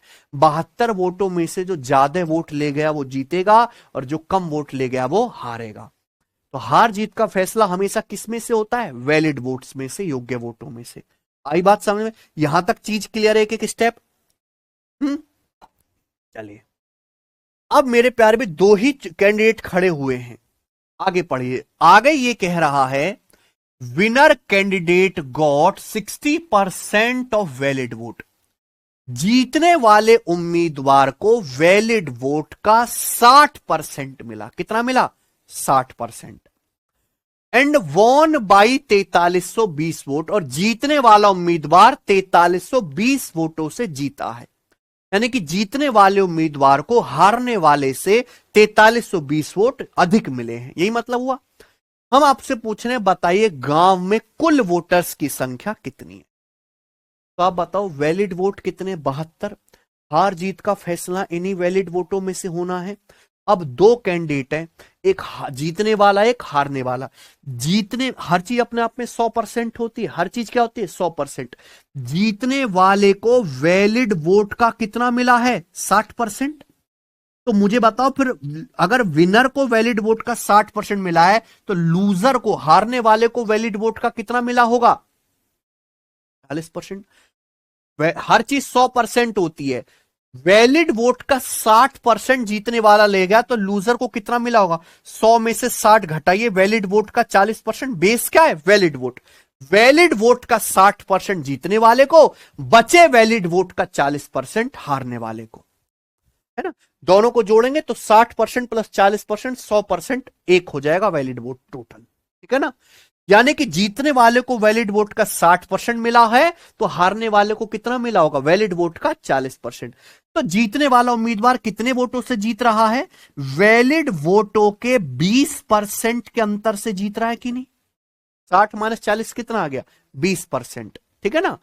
तो देखो, चुनाव में कुल वैलिड वोट है 72। जीतने वाले उम्मीदवार को वैलिड वोट यानी कि 72 का कितना मिला है? 60%। 72 का कितना मिला है? 60%, है ना? वैलिड वोट का 60%। तो हारने वाले उम्मीदवार को, हारने वाले उम्मीदवार को फिर वैलिड वोट का कितना मिला होगा? 100% में से 60% घटाइए, यानी कि 72 का 40%। कितना मिला होगा? 72 का, टोटल वैलिड वोट है 72, 72 का 60% जीतने वाला ले गया, तो हारने वाले को मिला होगा 72 का 40%। दोनों को वोट जोड़ दो, 72 ही आएगा। आएगा कि नहीं आएगा? यानी कि जीतने वाला उम्मीदवार कितने वोटों से जीता है? घटाइए, 72 का 20% वोटों से जीता है। कितने वोटों से? 72 का 20%। और 72 का 20% कितना होता है? 72 दूनी 144, यानी कि 14.4। तो यानी कि जीतने वाला उम्मीदवार 14.4 वोटों से जीता, ये ना। जबकि सवाल कह रहा है कितने वोटों से जीता है? 4320 वोटों से जीता। तो 14.4 की वैल्यू कितनी है? 4320। अगर 0.1 हटाओगे तो उधर एक जीरो बढ़ती है। 144 तिया 432, यानी कि कितने गुना हो रहा है? ये 300 गुना है। बच्चों अगर ये 300 गुना है तो आप मुझे एक बात बताइए कि कुल वोटर्स कितने हैं? टोटल वोटर तो 100 हैं, तो 100 की वैल्यू भी कितनी आनी चाहिए? 100 की वैल्यू भी 300 गुना, यानी कि कितना आ गया? 30,000। तो गांव में टोटल वोटर्स कितने हैं बच्चों? वोटिंग लिस्ट में कितने लोगों का नाम है? 30,000। यही क्या आ गया इसका आंसर? समझ में? तो ये एक ऐसा एग्जाम्पल है जिससे आपको चुनाव के सवालों की पूरी फिल्म क्लियर हो गई है। ठीक है ना? मैं आपको फिर से बता देता हूं। मान लीजिए कि एक चुनाव में टोटल 100 वोटर्स हैं, वोटिंग लिस्ट में 100 लोगों का नाम है। 100 में से 20% लोगों ने वोट नहीं डाला, तो कितने लोगों ने वोट डाला? 80। जितने वोट डले उसमें से 10% चुनाव आयोग ने रिजेक्ट कर दिए, तो 80 का 10% 8 वोट रिजेक्ट हैं, तो कितने वैलिड हैं फिर? 72। जीतने वाले को वैलिड वोट का 60% मिला। जीतने वाले को मिला 72 का 60%, हारने वाले को मिला 72 का 40%। जीतने वाला कितने वोटों से जीत रहा है? दोनों का घटाएंगे, 72 का 20%, 60 माइनस 40 20 आ जाएगा। 72 का 20%, 72 दूनी 144, 14.4 आ गया। 14.4 की वैल्यू ही 4320 है, 100% की वैल्यू 30,000 आ गया ना। हर एक चीज क्लियर है। लेकिन अगर परीक्षा में इस तरह का सवाल आएगा तो आपको ये करने की बिल्कुल भी कोई जरूरत नहीं है। आपको आना चाहिए ये एक एक स्टेप। यहां आपको एक एक चीज होती हुई दिख रही है, ठीक है ना। लेकिन इस तरह के चुनाव के कोई भी सवाल हमेशा एक लाइन में सॉल्व होते हैं, एक लाइन में। कैसे? शॉर्टकट जानो। क्या पूछा? कुल मतदाताओं की संख्या ज्ञात करिए। मान लीजिए कि इलेक्शन में कितने वोटर्स हैं? कुल n वोटर्स हैं। मान लीजिए कि चुनाव में कुल कितने वोटर्स हैं? n वोटर्स हैं। n वोटर्स हैं, वही देखो सवाल लेते हैं। 20% लोगों ने वोट नहीं डाला। 20% का मतलब कितना होता है? 1/। अगर 20% लोगों ने वोट नहीं डाला है, इसका मतलब 80% लोगों ने वोट डाला है। बच्चों अगर 100% में से 20% वोट नहीं डाल रहे हैं तो कुल वोटर का 80% यानी कि कितना? 4/5। इतने लोगों ने वोट डाला है। ये क्या लिखा हुआ है आपके सामने? डाले गए वोट, है ना। 1/5 लोगों ने वोट नहीं डाला, तो बाकी रिमेनिंग 4/5 लोगों ने वोट डाला, डाले गए वोट है। अब जितने वोट डले हैं उन डले हुए वोटों में से 10% क्या है? खराब। 10% यानी कि 1/10। तो ये लिखा हुआ आपके सामने डाले गए वोट। डाले गए वोटों का 10% रिजेक्ट, यानी कि 90% डाले गए वोटों का 90% वैलिड है। तो डाले गए वोटों का 90%, 90% कितना आएगा? 9/10 से गुणा। तो डाले गए वोटों का 90% क्या है आपके सामने फिर? Valid votes. ये क्या लिखा हुआ आपके सामने? Valid votes. आगे ना बात समझ में? भाई जितने वोट डले हैं उसमें से 10%, 1/10 खराब है, तो बाकी का 1 माइनस 1/10 यानी कि 9/10 गुना क्या? ठीक है, वैलिड वोट है। तो ये आपके सामने लिखा हुआ है बच्चों, वैलिड वोट्स। एक स्टेप में हो रहा है कि नहीं? अब जब चुनाव का परिणाम हुआ तो जीतने वाले को वैलिड वोट का 60% मिला। जीतने वाले को वैलिड वोट का 60% मिला है, तो हारने वाले को वैलिड वोट का 100 माइनस 60 40% मिला होगा।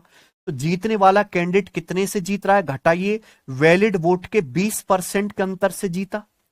ये आपके सामने क्या लिखा हुआ है? Valid vote. वैलिड वोट के 20% के अंतर से चुनाव जीता। वैलिड वोट का 20% कितना आएगा? 1/5। इतने वोटों से जीतने वाले उम्मीदवार ने चुनाव जीता है।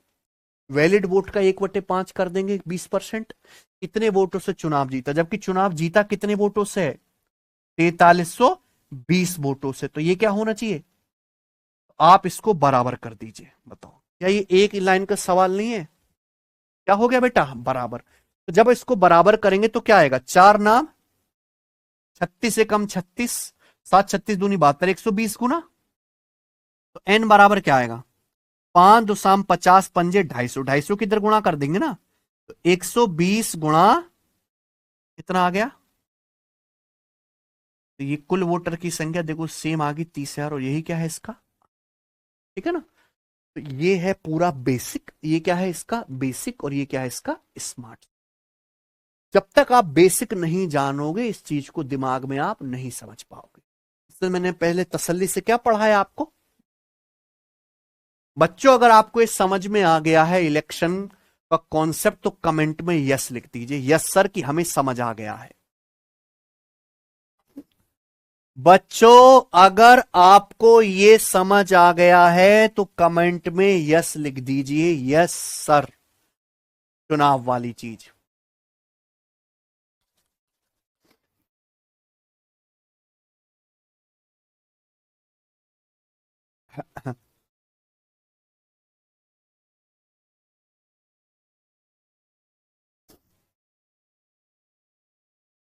ठीक है, चलिए।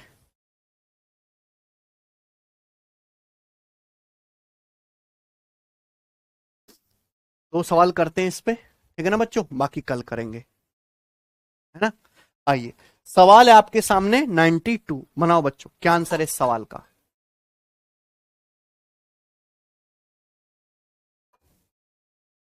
चलिए, एक चुनाव में दो कैंडिडेट थे। एक को कुल वोटों का 41% मिला और वह 5580 वोटों से हार गया।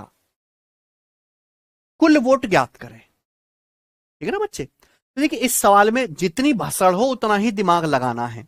इसमें कोई इनवैलिड वैलिड का कोई चक्कर नहीं है। भाई, एक चुनाव में दो उम्मीदवार थे, कुल वोटर्स ज्ञात करें। कुल वोटर्स क्या होता है बच्चों? 100%। अब एक उम्मीदवार को कुल वोटों का कितना मिला? 41%। अब एक उम्मीदवार को 41% मिला है, तो दूसरे को कितना मिला होगा फिर? 100 में से 41 घटाएंगे 59%। यानी कि मेरे भाई, कुल वोटर है 100%, एक उम्मीदवार को 41% वोट मिले, दूसरे को मिले होंगे 100 में से 41 घटाओ 59%। यानी कि ये लूजर है, इसको कम वोट मिले, ये विनर है। तो कितने वोटों से हार गया? 59 से 41 कितना कम है? यानी कि 18% वोटों से चुनाव हार गया। जबकि सवाल में बोला कि 5580 वोटों से हारा, तो 18% की वैल्यू कितनी है सवाल में? 5500। कितने गुना? 18 तिया 54 और एक 18 कम 18, 310 से गुना, है ना? अगर 310 से गुना हो रहा है तो कुल वोटर्स भी क्या होंगे? 100% की वैल्यू भी 310 से गुणा कर देंगे, यानी कि 31,000। कौन सा ऑप्शन है? आसान सवाल है, आया हुआ है पेपर में, ठीक है ना? ये बताइए।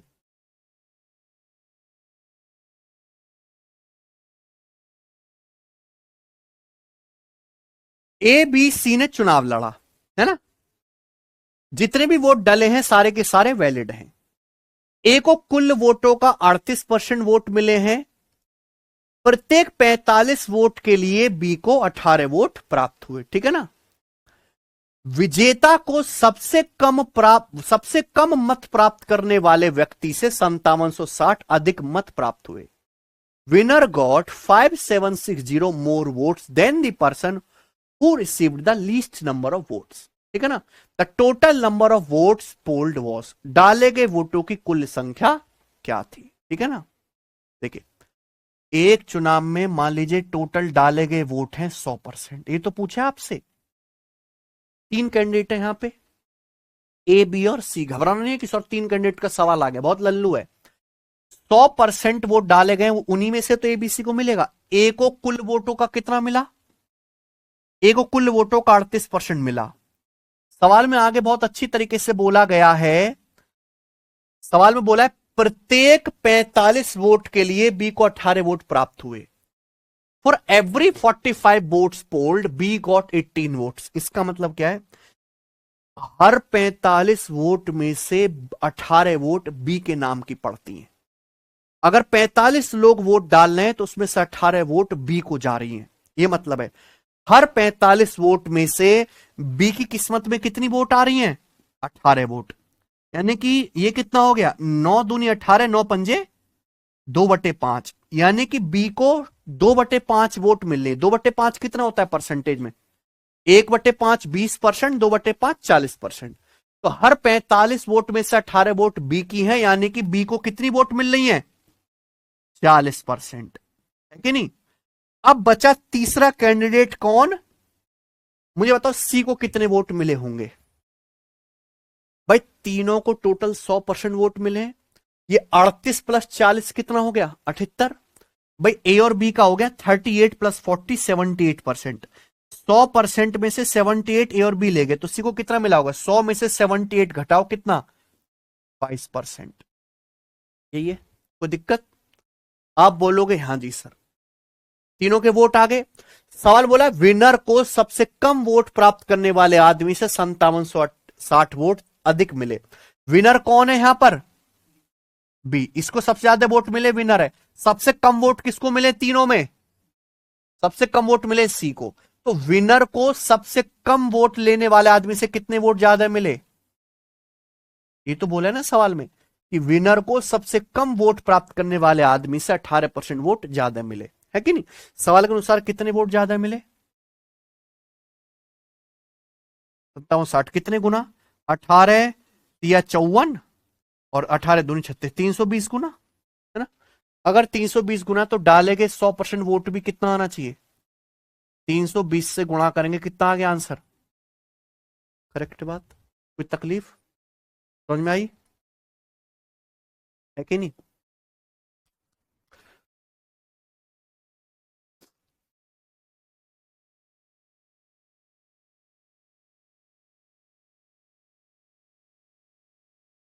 ठीक है, बाकी करते हैं कल। कैसी लगी बच्चों आपको ये क्लास, कल परसेंटेज की आखिरी क्लास होगी। हम इस चैप्टर को समाप्त कर देंगे और मैंने देखो बहुत अच्छे से तसल्ली से टाइम देके पढ़ाया है, कोई भी कॉन्सेप्ट हमने यहां पर स्किप नहीं किया है, ठीक है ना।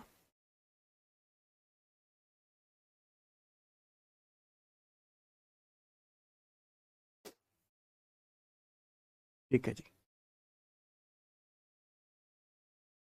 हाँ, मजा आ गया है। चले ऐसी मजा लेते रहिए, कल करते हैं